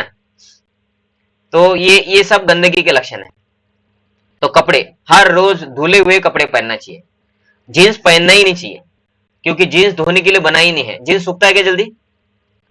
नहीं है, वो लेबर के लिए बनाया था, कि जो लेबर रहते, तमुगुनी लोग रहते हैं, फैक्ट्री में इधर उधर काम करते हैं, तो उन लोगों के कपड़े गंदे होते हैं, उनको इसलिए जीन्स का निर्माण किया गया था। उनको जीन्स कपड़े पहना दो, वो काम करते रहेंगे, वो धोने की जरूरत नहीं है। तो तमुगुनी लोगों का लक्षण है जीन्स, है ना। तो वो क्योंकि वो धो नहीं सकते ना रोज, इसलिए। तो इसलिए धो के कपड़े पहनना चाहिए। कपड़े से रहने का स्थान, रूम, घर, मंदिर भी, है ना, रोज साफ होना चाहिए। काम करने का स्थान मतलब जहां पे जॉब करते हैं वो भी साफ होना चाहिए। पूजा करने का स्थान ये भी रोज साफ होना चाहिए। व्यक्तिगत और व्यापारिक लेन देन मतलब व्यापार हम करते हैं उसमें भी स्वच्छता होना चाहिए। व्यापार में स्वच्छता मतलब क्या होता है? मतलब हमारा बिजनेस में हम किसी को धोखा नहीं देना चाहिए। कि प्रॉमिस किया था आपको 25 कुछ आइटम भेजेंगे और 25 आइटम का जो स्टैंडर्ड है, समझे कि 1 लाख स्टैंडर्ड का ये 500 रुपए का एक ऐसा था, लेकिन हम क्या करेंगे 500 रुपए लेंगे, 20 लाख स्टैंडर्ड भेज देंगे, मतलब लो क्वालिटी भेज देंगे, कपड़ा कुछ भी ऐसा। तो फिर वो व्यापार में हमने क्या कर दिया है, व्यापार में अशुद्धता है ना, शुद्ध नहीं हो व्यापार, अशुद्धता है। हमने जो बोला वो नहीं दिया है। हमने अगर बोला होता कि बी क्वालिटी का कपड़ा देंगे 500 रुपए में तो फिर वो शुद्ध व्यापार हो जाता। लेकिन हमने ए क्वालिटी का कपड़ा 500 रुपए में देंगे ऐसा बोला और बी क्वालिटी के देंगे, उसको पैसा कमा लिया एक्स्ट्रा झूठ बोल के। तो झूठ बोल के दूसरे को फंसा के ये व्यापारी लेन देन जो है इसको अशुद्ध व्यवहार बोला जाता है। इसलिए व्यवहार शुद्ध होना चाहिए, है ना।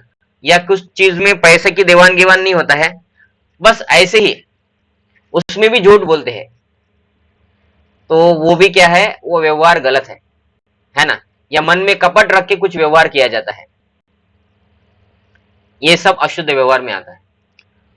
स्वच्छ, प्रभा जी इधर लिख रहे कि स्वच्छता आध्यात्मिकता का ही अंग है।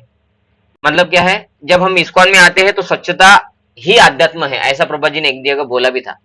क्लीनलीनेस इज गॉडलीनेस, एक जगह बोला था cleanliness is next to godliness. मतलब स्वच्छता बहुत इंपॉर्टेंट है आध्यात्म में, इसलिए इतना नियम है कि नहाना चाहिए, दिन में 2-3 बार नहाना चाहिए, है ना ऐसा। और वो क्लीननेस आध्यात्म में हमें प्रगति करने में मदद करता है। हम जो नहाते ही हमारे आध्यात्मिक चेतना बढ़ाती है, ये लोगों को पता नहीं था पहले, है ना। जब हम नहाते हैं, हम तमोगुण में हम नहा ले तो सतोगुण में आते, फिर हमारा आध्यात्म में प्रगति जल्दी जल्दी होता है, आध्यात्मिक कार्य कर सकते हो। इसलिए नहाने का बहुत स्ट्रिक्ट नियम होता है आध्यात्म में। जैसे कि आपको कुछ यज्ञ करना है तो यज्ञ में आप पुराने कपड़े, आपने नॉनवेज खा लिया फिर बैठ जाओ, ऐसा हो सकता क्या? सो के उठ गए बैठ गए, नहीं होता है। उधर स्वच्छता होना है ना। तो आध्यात्म में प्रगति स्वच्छता से होती है। ऐसा नहीं कि स्वच्छता ही सब कुछ है, लेकिन स्वच्छता मदद करती है। बाहरी स्वच्छता महत्वपूर्ण है किंतु कृष्ण से संबंधित होनी चाहिए। मतलब क्या है, अगर आप फैक्ट्री में जाएंगे तो फैक्ट्री बहुत साफ सुथरा होता है। जैसे आप अगर किसी कंपनी में चले गए, बड़े कुछ सॉफ्टवेयर कंपनी में है, तो सॉफ्टवेयर कंपनी में तो कुछ ऐसा नहीं कि भाई दाल पीस रहा है, सब तरफ दाल है। दाल के कंपनी में जाएंगे तो थोड़ा गंदा ही रहेगा, क्योंकि दाल उड़ता है सब तरफ, पता है ना आपको, दाल मिल रहता है। लेकिन आप कोई ऐसे कंपनी में चले जाओ कि भाई कंप्यूटर का कंपनी हो गई है ना, या सॉफ्टवेयर डेवलपमेंट का कोई कंपनी है, ऐसे कंपनी में चले जाओ तो आपको लगे ये तो मंदिर से भी शुद्ध है, हमारे घर से भी शुद्ध है लोग, ऐसा ही लगेगा ना कि एकदम पूरा फ्लोर साफ है, वो फ्लोर क्लीनिंग जिससे किया उसका सुगंध आ रहा है, टॉयलेट बाथरूम साफ है, लोग एकदम सूट बूट पहन के अच्छे से है, डस्टबिन की जगह है, डस्टबिन के आजू बाजू में गंदगी नहीं है, डस्टबिन भी साफ है ना। तो हमें लगे ये लोग तो एकदम आध्यात्म में एकदम भगवत धाम ही चले जाएंगे, लोग भी तो जाएंगे ही नहीं लोग की तरफ। वो शुद्धता भगवान से संदर्भित होना चाहिए, है ना। हम क्यों शुद्धता रख रहे हैं? क्योंकि हमारे घर में भगवान है और भगवान इस घर में रहते, इसलिए घर शुद्ध रखना है। तो इस भावना से भी होना चाहिए, कृष्ण से संदर्भित होना चाहिए स्वच्छता। मैं मंदिर में सेवा करूंगा, स्वच्छता का सेवा करूंगा, या मेरा घर स्वच्छ रखूंगा, इससे भगवान प्रसन्न होंगे, ये हमारा भाव होना चाहिए। क्योंकि भगवान जिस घर में, उसको गंदा रख सकते क्या? नहीं रख सकते, है ना। फॉर एग्जाम्पल देखिए, आपके घर में दिवाली है, ठीक है, और आपके घर में सजावट करना है और झंडू के फूल आ गए, झंडू की माला बने, वो तो हम जमीन पे रख देंगे ना, बराबर है ना। तो उसके संदर्भ में इतने स्वच्छता की जरूरत नहीं है। अभी समझे कि दिवाली है और आपने जो झंडू लाए उसमें से आपको कुछ भगवान के लिए यूज करना है। अभी जो भगवान के लिए यूज करना है वो जमीन पे रखेंगे हम? नहीं है। तो ये शुद्धता जब भगवान से संदर्भित है तब वो आध्यात्म हो जाता है। जब तक वो शुद्धता भगवान से संदर्भित नहीं है, वो शुद्धता कुछ काम की नहीं है। ठीक है, अच्छा है, शुद्धता है, अच्छा है, गंदगी से तो अच्छा ही है, लेकिन आध्यात्म से संदर्भित होनी चाहिए, तब महत्वपूर्ण है, ऐसा प्रभुपाद जी बोले।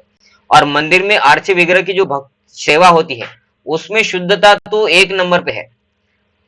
भगवान का जो विग्रह की पूजा होती है उसमें दो चीज सबसे इंपॉर्टेंट है। एक है, इंग्लिश में बोलते हैं तो उसको बोलते हैं क्लीननेस और पंक्चुअलिटी, मतलब स्वच्छता और नियमबद्धता। नियमबद्धता मतलब समय पे खुलना, समय पे बंद होना, ये सब। तो जब भगवान की सेवा से संदर्भित होता है तो शुद्धता सबसे इंपॉर्टेंट है ना। तो हम भगवान को क्या खिला रहे हैं, कैसा है वो, है ना। नीचे गिर गया था, अरे डाल दो प्लेट में, भगवान को भोग लगाना रह गया, ऐसा नहीं कर सकते, क्योंकि नीचे हमारा पाव का धूल लगा हुआ है ना। भगवान के कपड़े जमीन पे पड़े हैं, फिर वो जमीन पे पड़े थे, उठाए और भगवान को पहना दिया, ऐसा हो सकता है क्या? नहीं हो सकता। तो आध्यात्म में तो बहुत स्वच्छता की महत्वपूर्ण है ना, महत्वता बहुत है। नॉर्मली इतना महत्व नहीं होता है। घर में क्या है, घर में हमारा कपड़ा हम नीचे ही डालते हैं, और नीचे पहनना है तो पहन भी लेते हैं, नीचे ही पड़ा हुआ रहता है तो भी कोई चलता है ना। ऐसा नहीं कि भाई नीचे गिर गया इसको धोना पड़ेगा भी, ऐसा होता है क्या घर में हम अपना कपड़े के लिए? नहीं होता है ना। हम सुखाते हैं और रस्सी पे रहता है सुखाते वक्त, और हम जब जाते हैं निकालने के लिए, जब वो सूख जाता है मतलब वो जमीन पे गिरा होगा, ऐसा भी होता है कभी कभी। हम उठाते हैं, झटकते, फोल्ड करके रख देते। लेकिन भगवान को शुद्धता बहुत इंपॉर्टेंट है भगवान की भक्ति में।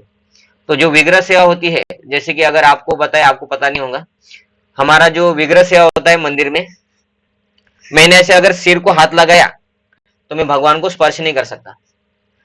मैं ऐसा अगर कुछ इधर कुछ हिला दिया, ऐसा आंख में कुछ ऐसा कर दिया, तो मुझे वो आचमन रहता है ना, आचमन कप रहता है, आचमन पात्र, तो आचमन से हाथ को ऐसा पानी डालना पड़ता है, इसको ऐसा करना पड़ता है, ऐसा करना पड़ता है, कपड़े को पोंछना पड़ता है, तब भगवान को हाथ लगा सकते है ना। इतना स्वच्छता मेंटेन करना पड़ता है। कुछ कपड़े हैं तो जो जमीन है जिसके ऊपर हम पैर रखते हैं उसका कपड़ा अलग है, वो कपड़े से भगवान का पैर जिधर है वो फ्लोर क्लीन नहीं कर सकते, इतना स्वच्छता है। जो कपड़े से भगवान को साफ करते हैं, मतलब भगवान के शरीर को हम पोंछते हैं, वो कपड़े से भगवान का फ्लोर साफ नहीं कर सकते, इतनी शुद्धता मेंटेन रखते हैं हम। और हर एक कपड़े के ऊपर नाम लिखा है, ये राधा कृष्ण है तो राधा कृष्ण के लगे लिखा है। राधा कृष्ण का कपड़ा प्रभुपाद जी के लिए कभी यूज नहीं करते हम, प्रभुपाद जी भी विग्रह है, मूर्ति है ना, या प्रभुपाद जी का कपड़ा राधा कृष्ण के लिए नहीं करते हम। तो इतना स्वच्छता, इतना स्टैंडर्ड उधर लगता है, तो इससे भक्ति में प्रगति ही होता है। आगे वो बोल रहे कि लेकिन ये सब बाहरी स्वच्छता हो गया जो मैं बताया, अंदर स्वच्छता क्या है? भगवान की भक्ति से। तो अंदर की स्वच्छता के लिए अभी प्रभुपाद जी इधर लिख रहे कि श्रीमद् भागवतम के पहले स्कंद के दूसरे अध्याय के 17 नंबर श्लोक में वो श्लोक इस प्रकार से, श्रृणुताम सौगताम कृष्णम पुण्य श्रवण कीर्तनम हृदय अंतस्तु अभद्रानी विदुनोति सुरसदाम, कि हमारे हृदय की जो गंदगी है वो श्रीमद् भागवतम का श्रवण और कीर्तन करने से निकलती है। ऐसा कोई डिटर्जेंट बताइए जिससे कपड़े शुद्ध होते हैं, साफ हो सकते हैं, बताइए। टाइड, विम, सर्फ एक्सल, ठीक है। ऐसा कुछ डिटर्जेंट बताइए जिससे हृदय शुद्ध होता है। ऑनलाइन सर्च कीजिए, है ना। तो ऐसा हृदय शुद्ध करने वाला डिटर्जेंट आज तक किसी माँ के लाल ने नहीं बनाया है, वो भगवान का चीज है ना। तो भगवान ने बना के दिया है, बोलते बेटा हृदय शुद्ध करना है तो श्रीमद् भागवतम का पाठ करो, श्रीमद् भागवतम पढ़ो, प्रभुपाद जी की पुस्तकें पढ़ो और उसका कीर्तन करो। कीर्तन मतलब दूसरे को बताओ, उससे क्या होगा? उससे तुम्हारा हृदय शुद्ध हो जाएगा। अरे कौन करेगा हृदय? अरे भगवान स्वयं धोबी बनेंगे और हृदय शुद्ध करेंगे, ऐसा लिखा है ना। तो भगवान हमारा हृदय शुद्ध करते, तो भगवान हृदय शुद्ध करे तो भगवान धोबी का काम करे ना। तो भगवान देखो कितना ख्याल करते हैं हमारा। हमारे कपड़े तो हमको धोना है, लेकिन सबसे गंदा है हृदय, उसको किसी का कोई कंपनी नहीं धो सकता है। कोई एआई स्पेशलिस्ट, कोई एमटेक वाला व्यक्ति हृदय को नहीं धो सकता है, लेकिन भगवान बोलते इतना गंदा है कि कोई धो सकता नहीं, लेकिन मैं धोबी बन के धो लूंगा, तुम बस भागवतम पढ़ो, बोलते भगवान का नाम जप करो। तो हृदय दोस्ती अभद्रानी, हृदय के अंदर जो अभद्र है, जो गलत है, विधुनोति, विधुनोति मतलब अच्छे से धुनोति, धुनोति मतलब साफ करता हूं, तो हृदय साफ कर लेता हूं मंदिर में। तो किससे? श्रृणुताम सौखताम कृष्णम, भगवान कृष्ण के बारे में अगर हम सुनते हैं भागवतम से। तो और एक उदाहरण उन्होंने दिया है कि हृदय शुद्ध नहीं होगा तो भगवान नहीं मिलेंगे। तो उदाहरण दिया है नारद मुनि का, जब नारद मुनि छोटे बच्चे थे, उनको कुछ साधुओं ने बोला था कि भगवान की भक्ति ऐसा करने से भगवान प्राप्त होते। तो वो, उनकी पिताजी नहीं थे, उनकी माँ थी। एक दिन माँ मर गई और चले गए जंगल में भगवान को प्राप्त करने के लिए जप करने लगे। तो हृदय में भगवान का दर्शन हो गया, बाद में भगवान का दर्शन गायब हो गया। जैसे कि किसी का वीडियो चालू है और एकदम से गायब हो गया, बाद में बोलते हैं वीडियो क्यों नहीं आ रहा, वीडियो क्यों नहीं आ रहा है। वैसा भगवान का वीडियो आ रहा था 1-2 सेकंड के लिए और बाद में वीडियो बंद हो गया भगवान का। तो नारद मुनि बोले, अरे मैं फिर से ध्यान लगा रहा हूं, वीडियो क्यों नहीं आ रहा है भगवान का। तो फिर आवाज आया, वॉइस आया, बस वीडियो नहीं आया, ऑडियो आया, भगवान का वॉइस आया। भगवान बोले, बेटा नारद, तेरा हृदय अभी तक पूरी तरह से शुद्ध नहीं हुआ है, इसलिए तुम मेरे को अभी फिर से दर्शन नहीं कर सकते। मैंने तुम्हें फिर भी एक सैंपल पीस दिया है ताकि तुम लालयित हो जाओ अपने हृदय शुद्ध करने के लिए इस भक्ति मार्ग से। और तुम जब इस भक्ति मार्ग को और अच्छे से पालन करोगे और फिर से मेरे यही जो सैंपल दिखाया था मैंने, वो सैंपल को पाने की इच्छा से तुम भक्ति करोगे, तुम्हारा हृदय शुद्ध हो जाऊंगा और तुम इस भौतिक बंधन से मुक्त हो जाओगे और मेरा सदैव के लिए दर्शन कर सकोगे। तो फिर नारद मुनि ने बोला, ठीक है भाई, भगवान ने बोला हृदय शुद्ध नहीं है मेरा, तो मैं और भक्ति करूं। तो नारद मुनि भक्ति किया और आज हम देखते हैं नारद मुनि कौन है कि जो किसी भी वक्त किधर भी जा सकते हैं। वैकुंठ में जाते हैं, भगवान को बोलते क्या कर रहे हैं भगवान, कैसा है। भगवान बोलते आओ बैठो, बहुत गर्मी है, छाछ पियो थोड़ा सा, है ना। तो भगवान के घर में जाते हैं, डाकू के घर में जाते हैं, असुरों के घर में जाते हैं, हिरण्यकशिपु के पास जाते हैं, रावण के पास जाते हैं, सभी के पास जाते हैं, है ना। तो हृदय शुद्ध नहीं होगा तो भगवान के दर्शन नहीं होंगे, ये भगवान उनकी कथा से बता रहे हैं, जिससे हम अपने गंदे मन और हृदय को साफ कर सके। कैसे होता है, चैतन्य महाप्रभु के दिए हुए हरे कृष्ण महामंत्र का जप करके ही हृदय शुद्ध होता है और भगवान की कथा सुन। ठीक है, अभी आप बज गए हैं 12:12। तो इसमें कुछ प्रश्न है, उसके उत्तर मैं आपको बता देता हूं। जैसे खोज में पहला प्रश्न है, एक भक्त किस प्रकार से दोष रहित होता है। तो किस प्रकार से दोष रहित होता है, जब वो भगवान की पूर्णता शरणागत हो जाता है तो दोष रहित हो जाता है। ये हमने देखा था, है ना, पहले 1-2 लाइन में ही देखा था। दूसरा प्रश्न है, ऐसे शुद्ध भक्त के लक्षण और कार्य क्या है। तो लक्षण क्या है, वो अपने लिए कुछ भी नहीं करता है। तो देखिए इधर लक्षण दिए है, वो भगवान की इच्छा के अनुसार कार्य करता है। इधर दिया है ना, देखिए मैं इधर लिखा है, दिख रहा है आपको, खोज 1, 2 और इधर भी लिखा है खोज 2। तो लक्षण और कार्य, उसके कार्य भगवान के कार्य के अनुरूप होता है। भगवान ने जैसा बोला वैसा ही कार्य करेगा। भगवान ने बोला है माला जप करो, भगवान की कथा कीर्तन किया करो, प्रचार करो, वो करेगा। तो भगवान के आदेशानुसार वो करता है और भगवान के संदेश को दोहराता है। भगवान ने बोला है कृष्ण भगवान है करके, वो बोलता है कृष्ण भगवान है, वो नहीं बोलता है शंकर भगवान है करके। दूसरे और उसके कार्य क्या है, तो एक सच्चा भक्त परंपरा के अनुरूप दृढ़ता से किए गए कार्यों से जाना जाता है। मतलब परंपरा में जो बोला है कि ये करना चाहिए वही वो करता है। परंपरा में हमें बोला है कि गुरु के आदेश का पालन करना है, मंदिर में जो सेवा है वो सेवा करना है, माला जप करना है, वो करता है। वो है भक्त के लक्षण। वो अभी कुछ इधर उधर से शास्त्र पढ़ के बोलता है नहीं नहीं इससे नहीं होगा अभी कलयुग का लक्ष्य उद्धार। ये इस्कॉन में गुरु लोग बोलते हैं ये करो वो करो, ये सेवा करने से कुछ नहीं होता है, अभी हमें बस माला ही करना पड़ेगा तो भी उसका उद्धार नहीं होगा। वो उस भक्त के कार्य नहीं है, उसको कुछ समझता नहीं है। गुरु जो बोलेगा उसके हिसाब से उसको कार्य करना चाहिए, परंपरा के हिसाब से कार्य करना चाहिए, ऐसा प्रभुपाद जी इधर लिख रहे हैं। सच्चा भक्त परंपरा के अनुरूप दृढ़ता से कार्य करता है और उससे वो जाना जाता है।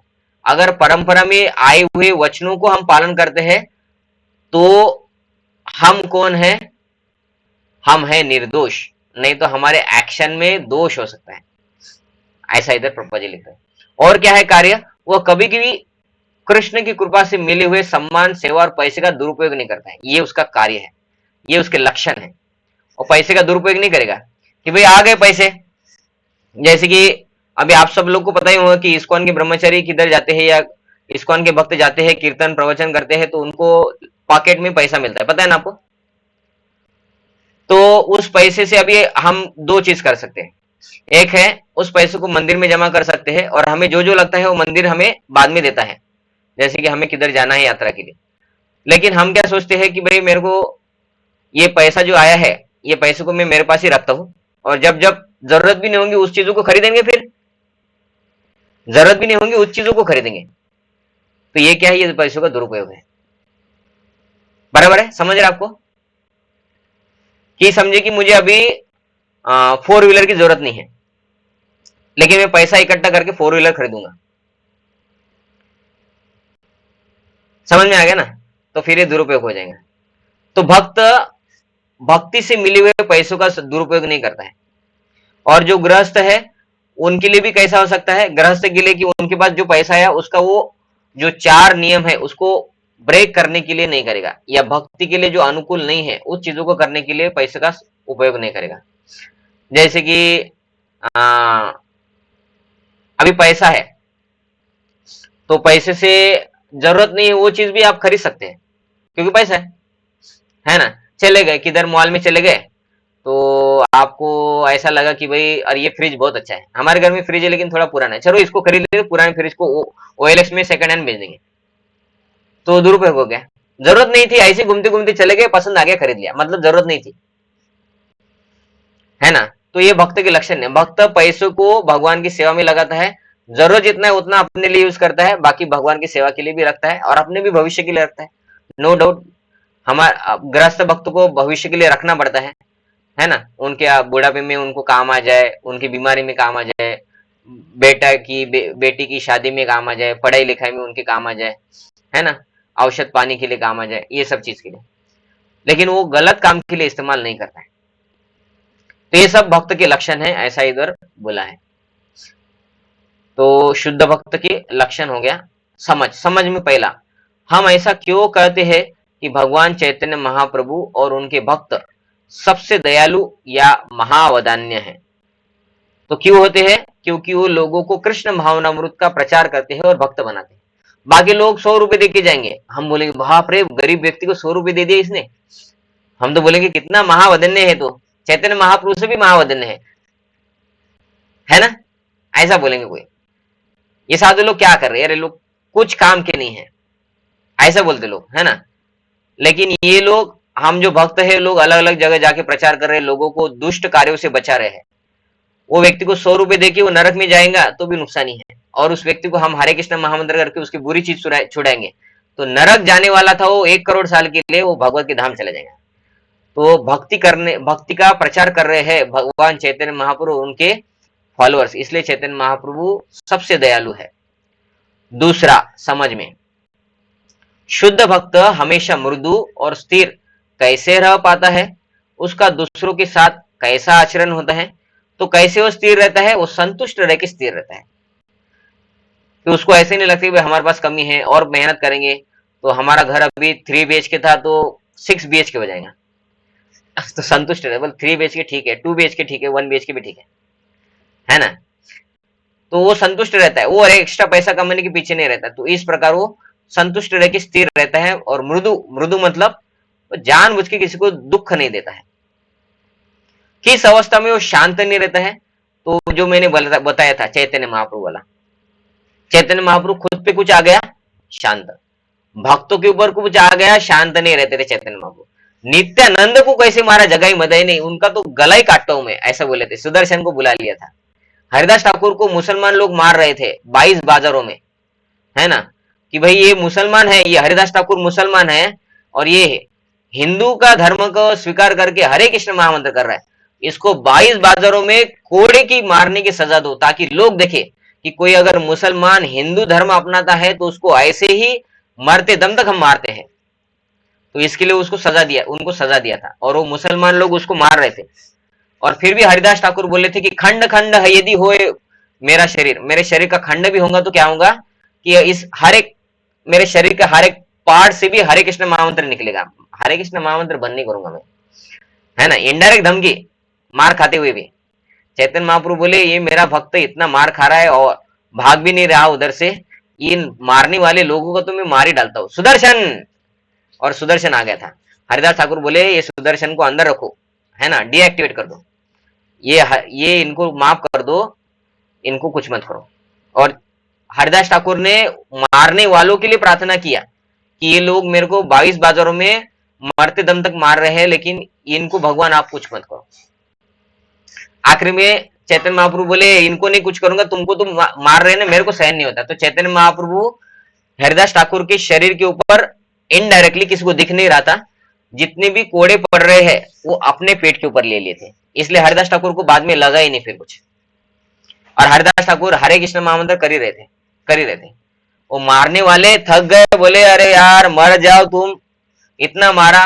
बाकी लोगों को हम शिक्षा देते थे, 2 बाजार में वो मर जाता था, तीसरे बाजार में लाश के ऊपर हम मार के वापस आ जाते थे, और तुम 22 बाजार हो गए, हमारा हाथ दुख रहा है, तुम मर नहीं रहे हो, अगर तुम नहीं मरोगे तो बादशाह हमको मार देगा, हमारे बीवी बच्चों का क्या हो जाएगा। हरदास ठाकुर बोले मेरी वजह से आपको नुकसान होने वाला है, ठीक है मैं मर जाता हूं। मैं हरदास ठाकुर ने सांस लेना बंद कर दिया। उन्होंने देखा मर गया, हरिदास मर गया, अच्छा हमारे बीवी बच्चे मर गए, बच गए, हम भी बच गए, नहीं तो बादशाह हमको मार देता, हरिदास नहीं मरता। तो फिर वो बोले इसको क्या करे, तो बादशाह बोले अरे ये हिंदू बन के घूम रहा था, इसको जला दो। हिंदू लोग बोले नहीं ये मुसलमान है, इसको जलाने का नहीं, इसको दफनाओ। मुसलमान बोले नहीं ये हिंदू का धर्म स्थापन किया था, इसने लिया था, इसको दफनाने का नहीं, बोले इसको फेंक दो, बोले गंगा में लाश को। तो फिर हरिदास ठाकुर को गंगा में फेंक दिया। जैसे वो गंगा में गिरे वो तैरना शुरू किए, दूसरे किनारे चले गए, उधर जाके फिर से हरे कृष्णा है ना। तो हरिदास ठाकुर ने लेकिन उन लोगों को कुछ नहीं किया, और चैतन्य महाप्रभु उन लोगों को मारने के लिए आए थे। तो जब दूसरे भक्तों के ऊपर संकट आता है तो भक्त मृदु या शांत नहीं रहता, इस अवस्था में वो शांत नहीं रहता है। या मंदिर के ऊपर, मंदिर में अगर समझे कि कोई लोग अगर गलत काम करने आ गए, मैं बताया ना दारू पीने वाला कोई अगर घुस गया, तो भक्त क्या बोलेंगे, जाने दो ना। भक्त का लक्षण होता है शांत रहना चाहिए, जान दो, वो आ गया है, वो किधर भी बैठ रहा है, दारू का बास आ रहा है, जान दो, बैठने दो। ऐसा होगा क्या, नहीं, उसको तो पकड़ के बाहर निकाल देंगे हम। उसको बाहर जाके एक कोने में जाके उसको बोलेंगे लगे तो कि भाई तू खिचड़ी खा और जल्दी से इधर से निकल, है ना। उसको प्रसाद खिलाएंगे और निकाल देंगे, धक्के मारेंगे नहीं, लेकिन मंदिर के अंदर उसको नहीं रखेंगे ताकि बाकी लोगों को तकलीफ ना हो। तो इस अवस्था में वो शांत रहेगा। अपने जीवन के किन क्षेत्रों में हमें स्वच्छता लागू करनी चाहिए और क्यों? तो अपने जीवन के किस क्षेत्र में, तो वो बताया था ना, मन, बुद्धि ये अंदर के हो गए, हृदय ये अंदर के हो गए, शरीर, कपड़े, काम करने का जगह, मंदिर, व्यवहार में ये बाहर के, इन सभी जगहों पे स्वच्छता होनी चाहिए। स्वच्छता क्या होती है मैं आपको बता दिया है ना। और क्यों होनी चाहिए स्वच्छता, क्योंकि जब हम स्वच्छता का पालन करते हैं तो सत्वगुण में व्यक्ति आता है, सत्वगुण में जो व्यक्ति आता है और भक्ति करता है उसका प्रगति होता है। अगर वो व्यक्ति स्वच्छ रहता है लेकिन भक्ति नहीं कर रहा है तो इसका अर्थ वो सत्वगुण में आ गया, ऐसा नहीं होता है। वो रजोगुण की वजह से शुद्ध रह रहा है। जैसे कंपनी में लोग स्वच्छता रखते हैं, वो रजोगुण का दर्शक है, वो भगवत धाम जाने के लिए स्वच्छ नहीं रखे। लेकिन मंदिर में जो स्वच्छता है वो कंपनी से कम भी होगा तो भी भगवान की प्रसन्नता के लिए है। हमारे घर में जो स्वच्छता है वो कंपनी जैसा नहीं होगा, लेकिन हमारे घर में हम भगवान के लिए स्टैंडर्ड मेंटेन करने के लिए स्वच्छ रख रहे हैं। तो ये भक्ति में ये सात्विकता बढ़ाती है स्वच्छता, और भगवत धाम जाने के लिए मदद करती है। तो क्यों स्वच्छ होना चाहिए, इसकी वजह से। ठीक है, अभी ये मैं आपको शॉर्ट में बता देता हूं। नामामृत, पवित्र नाम का अमृत। तो इसमें देखिए इधर 2 कंपैरिजन है, एक 2 चीजों में कंपैरिजन है, नाम जप और अर्च विग्रह की पूजा का तुलनात्मक महत्व। तो नाम जप और अर्च विग्रह कृत अध्याय तो विष्णु, ये श्लोक लिखा है देखिए इधर, कि सत्ययुग में ध्यान करके भगवान को प्राप्ति किया जाता था। त्रेतायाम में जो तो मुखे, त्रेता युग में यज्ञ करके भगवान को प्राप्त किया जाता था। द्वापरे परिचर्याम, द्वापर युग में भगवान कृष्ण के विग्रह की पूजा करके भगवान को प्राप्त किया जाता। कलौ तद हरि कीर्तनात्, और कलयुग में भगवान को प्राप्त करने के लिए बस हरि का नाम जप करो तो भगवान प्राप्त हो जाते हैं। तो इन दोनों में डिफरेंस क्या है, तो कलयुग में भगवान का नाम जप ये सरल विधि है, और कलयुग में जो प्रोसेस है, तो सॉरी द्वापर युग में जो प्रोसेस थी भूतकाल, भगवान की विग्रह की पूजा करना, और वो भी ब्राह्मणों से, तो अभी शुद्ध ब्राह्मण है ही नहीं। तो इसलिए कलयुग में पूजा वूजा करके भगवान को प्राप्त नहीं किया जा सकता, हरि नाम से होता है। लेकिन फिर हम पूजा क्यों करते, इस्कॉन वाले मंदिर क्यों बनाते, फिर पागल तो नहीं, फिर बोलते हरि नाम करो, फिर मंदिर क्यों बनाए तुमने?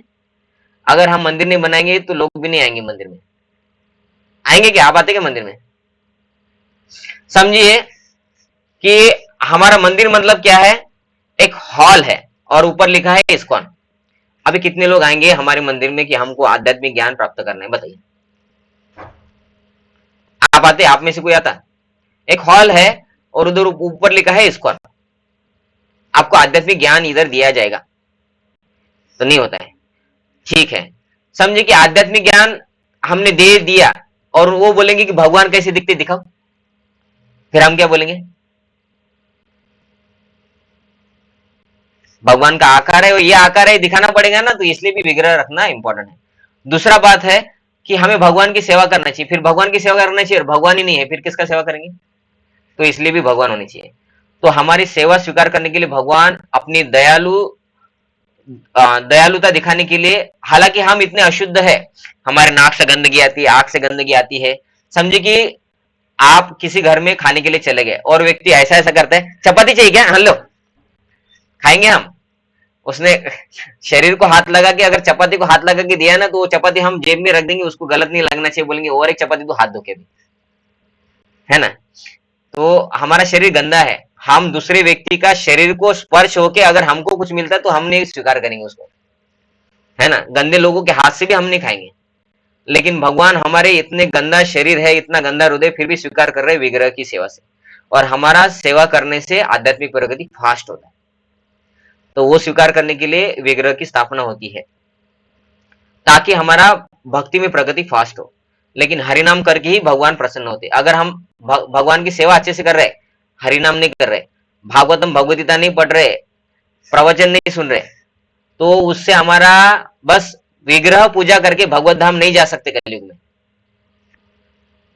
ठीक है, तो हरिनाम से ही जाएंगे, लेकिन हरिनाम से जो शक्ति प्राप्त होने वाला है उसका इंटेंसिटी बढ़ाने के लिए विग्रह सेवा भी है। तो ये उसमें बोला है। और चैतन्य महाप्रभु ने इसलिए कहीं भी मंदिर नहीं बनाए, उधर लिखा भी है कि चैतन्य महाप्रभु ने, देखिए आखिरी लाइन में लिखा है, श्री चैतन्य महाप्रभु ने ऐसा उदाहरण प्रस्तुत किया, उन्होंने किसी भी विग्रह या मंदिर की स्थापना नहीं की, लेकिन उन्होंने संकीर्तन आंदोलन को बहुलता से प्रस्तुत किया। तो चैतन्य महाप्रभु ने कोई मंदिर बांधा, बताइए कौन सा मंदिर बांधा चैतन्य महाप्रभु ने? विग्रह की स्थापना की थी, कोई मंदिर नहीं बांधा, उन्होंने हरिनाम संकीर्तन किया। लेकिन उन्होंने जो मंदिर बांधे हैं अभी वृंदावन में, उन लोगों को बोला था कि तुम बांधो। क्षण गोस्वामी को बोला था कि तुम वृंदावन में जाओ, मंदिर विग्रह की स्थापना करो, विग्रह की सेवा पूजा कैसी किस स्टैंडर्ड से होती है वो भी लिख के रखो, ऐसे ग्रंथ लिख के रखो। और आध्यात्मिक ज्ञान लोगों को देने के लिए, लोगों को प्रचार करने के लिए ग्रंथ लिखो, ये भी बोला था। और भगवान कृष्ण और राधा की जो लीला स्थलीय है, जो अभी लोगों को पता नहीं है, जैसे राधा कुंड, उनका उद्धार करो, अलग अलग जो है उन लोगों, उन जगहों का संशोधन करो कि इधर ये लीला हुई थी, और लोगों को बताओ। तो हालांकि उन्होंने मंदिर नहीं बांधे, लेकिन बाकी लोगों को बोला था कि तुम मंदिर बांधो। तो चैतन्य महाप्रभु ने हरिनाम का प्रचार किया था, लेकिन मंदिरों की भी आवश्यकता है, क्योंकि अगर मंदिर नहीं होंगे तो लोग भक्त नहीं बनेंगे ज्यादा, है ना? और जितना बड़ा मंदिर उतने ज्यादा लोग भक्त बनेंगे, बराबर है ना? समझे कि हमारा मंदिर अभी आपको लगता है कि छोटा पड़ रहा है करके, संडे में ऐसा लगता है आपको छोटा पड़ रहा है। समझे कि हमारा मंदिर और छोटा है, बाजू में राम मंदिर जितना होता, तो कितने भक्त बनते? मंदिर में बस 20 लोग बैठ सकते हैं, तो प्रचार होता कि फिर मंदिर से नहीं होता। समझे कि अभी जितना मंदिर है उसका 4 गुना नया मंदिर है हमारा, उसका 4 गुना मंदिर बन जाए तो प्रचार बढ़ेगा क्या? नहीं, है ना? तो ज्यादा से ज्यादा लोगों को फायदा हो जाएगा। जो लोग अभी संडे को आते हैं लेकिन अंदर गर्दी है, इसके वजह से अंदर नहीं घुसते, वो बड़े मंदिर में वो लोग घुस जाएंगे अंदर और उनका फायदा हो जाएगा, है ना? तो इसलिए मंदिरों की भी आवश्यकता है। आखिरी, प्रचार ही सार है। तो इसमें ये दिया है कि दयालु, सबसे बड़ा दयालु व्यक्ति कौन है, कृपालु व्यक्ति कौन है? जो प्रचार करता है। और सभी लोगों के ऊपर कृपा करने का एक ही माध्यम है, उन लोगों को भगवान से कनेक्ट करो किसी भी माध्यम से। हम ट्रेन में जा रहे हैं, उन लोगों को बोलो हम इस्कॉन से, आपको पता है इस्कॉन बहुत अच्छा प्रचार करते हैं, लोगों को बहुत जीवन में बहुत सारा सुधार आया है। बहुत सारे लड़के लड़कियां थे गलत आदतों में फंसे थे, वो अभी महामंत्र का जप करके इस्कॉन से कनेक्ट होके अच्छे रास्ते में आए हैं। आप भी जाइए कभी मंदिर में, उधर अच्छा प्रसाद मिलता है।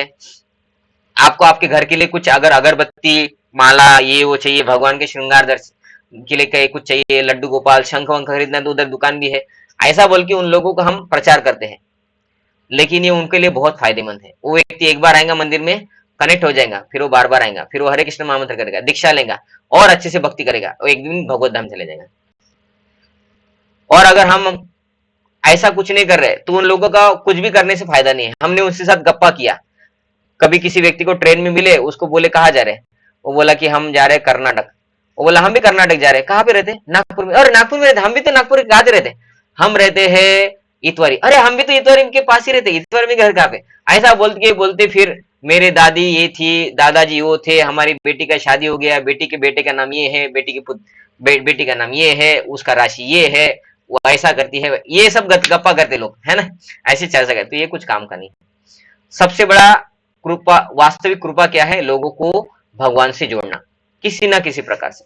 लोग तो डायरेक्ट सात्विक नहीं है, कोई अंडा खा रहा है उसको भी हम बोल सकते हैं। आप कभी मंदिर में चले जाइए, इस्कॉन का मंदिर है एम्प्रेस सिटी में, मॉल के पीछे, बस बोल दिया लेकिन ये प्रचार है, वो अंडा खाने वाला व्यक्ति भी भक्त बन जाएगा कुछ दिनों के बाद, है ना?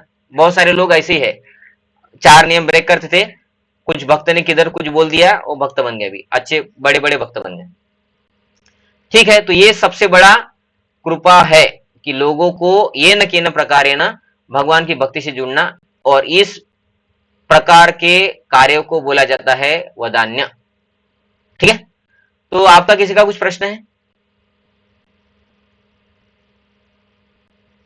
ठीक है, तो मैं एक पूछने वाला था, बोलिए गुरु जी।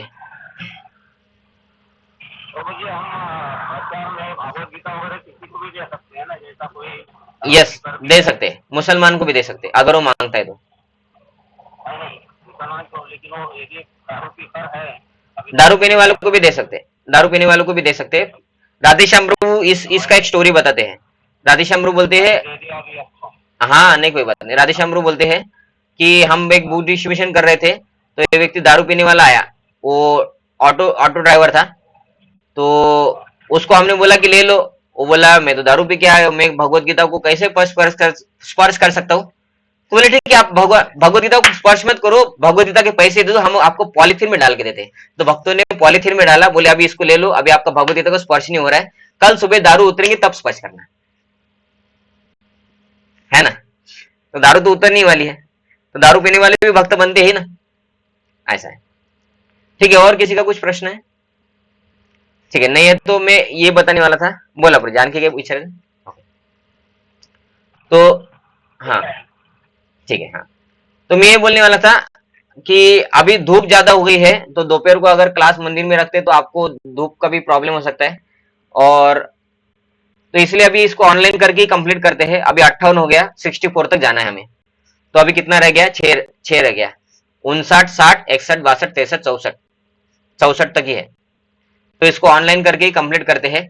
लेकिन हम ट्राई करेंगे कि आखिरी वाला सेशन को मंदिर में करेंगे, ठीक है? तो क्योंकि मैं मंदिर में 3 बार रखा था, तो मंदिर में कोई आया ही नहीं था, तब धूप भी नहीं थी, कुछ भी नहीं थे। 3 भक्त आए थे, एक बार 4 भक्त आए थे, तो इसलिए फिर इसको फिर मैं प्राणनाथ प्रभु से चर्चा किया था, तो वो बोले जान दो फिर ऑनलाइन ही रखो, जिसको जैसा होता है वैसे ही करने दो। तो लेकिन आखिरी वाला हम ऑफलाइन रखेंगे, ठीक है? और इस्कॉन के कैलेंडर में 27 तारीख रामनवमी है, लेकिन आपको अभी तक किसी ने बताया नहीं होगा, इसलिए मैं बता देता हूँ। हम मंदिर में 26 तारीख को मनाएंगे, उपवास 27 को रखेंगे, 26 तारीख को बाहर के लोगों का रामनवमी है। नागपुर में जो राम जी का प्रोसेशन निकलता है, शोभा यात्रा, वो भी 26 को ही है। तो बाकी लोगों के लिए भी हम 26 तारीख को रामनवमी मनाएंगे, लेकिन 26 तारीख को उपवास नहीं रखेंगे तो भी चलेगा, रखना भी है तो भी चलेगा। लेकिन मुझे जितना इंफॉर्मेशन प्राप्त हुआ है, विशाल प्रभु बोले थे 27 को हम उपवास रखेंगे 12 बजे तक, 12 बजे के बाद उपवास तोड़ देंगे। 26 तारीख को उपवास नहीं रखा तो भी चलेगा, रखा तो भी चलेगा। फिर अगर 26 को रखा तो 27 को मत रखिए। लेकिन मंदिर में प्रोग्राम होगा 26 मार्च को रामनवमी का, दोपहर को रहेगा अभिषेक, ये वो सब, और शाम को तो शोभा यात्रा रहता ही है, ठीक है? क्योंकि इस्कॉन के कैलेंडर में 27 लिखा है, इसलिए मैं आपको एक कंफर्म कर दिया, ठीक है? हरे कृष्ण।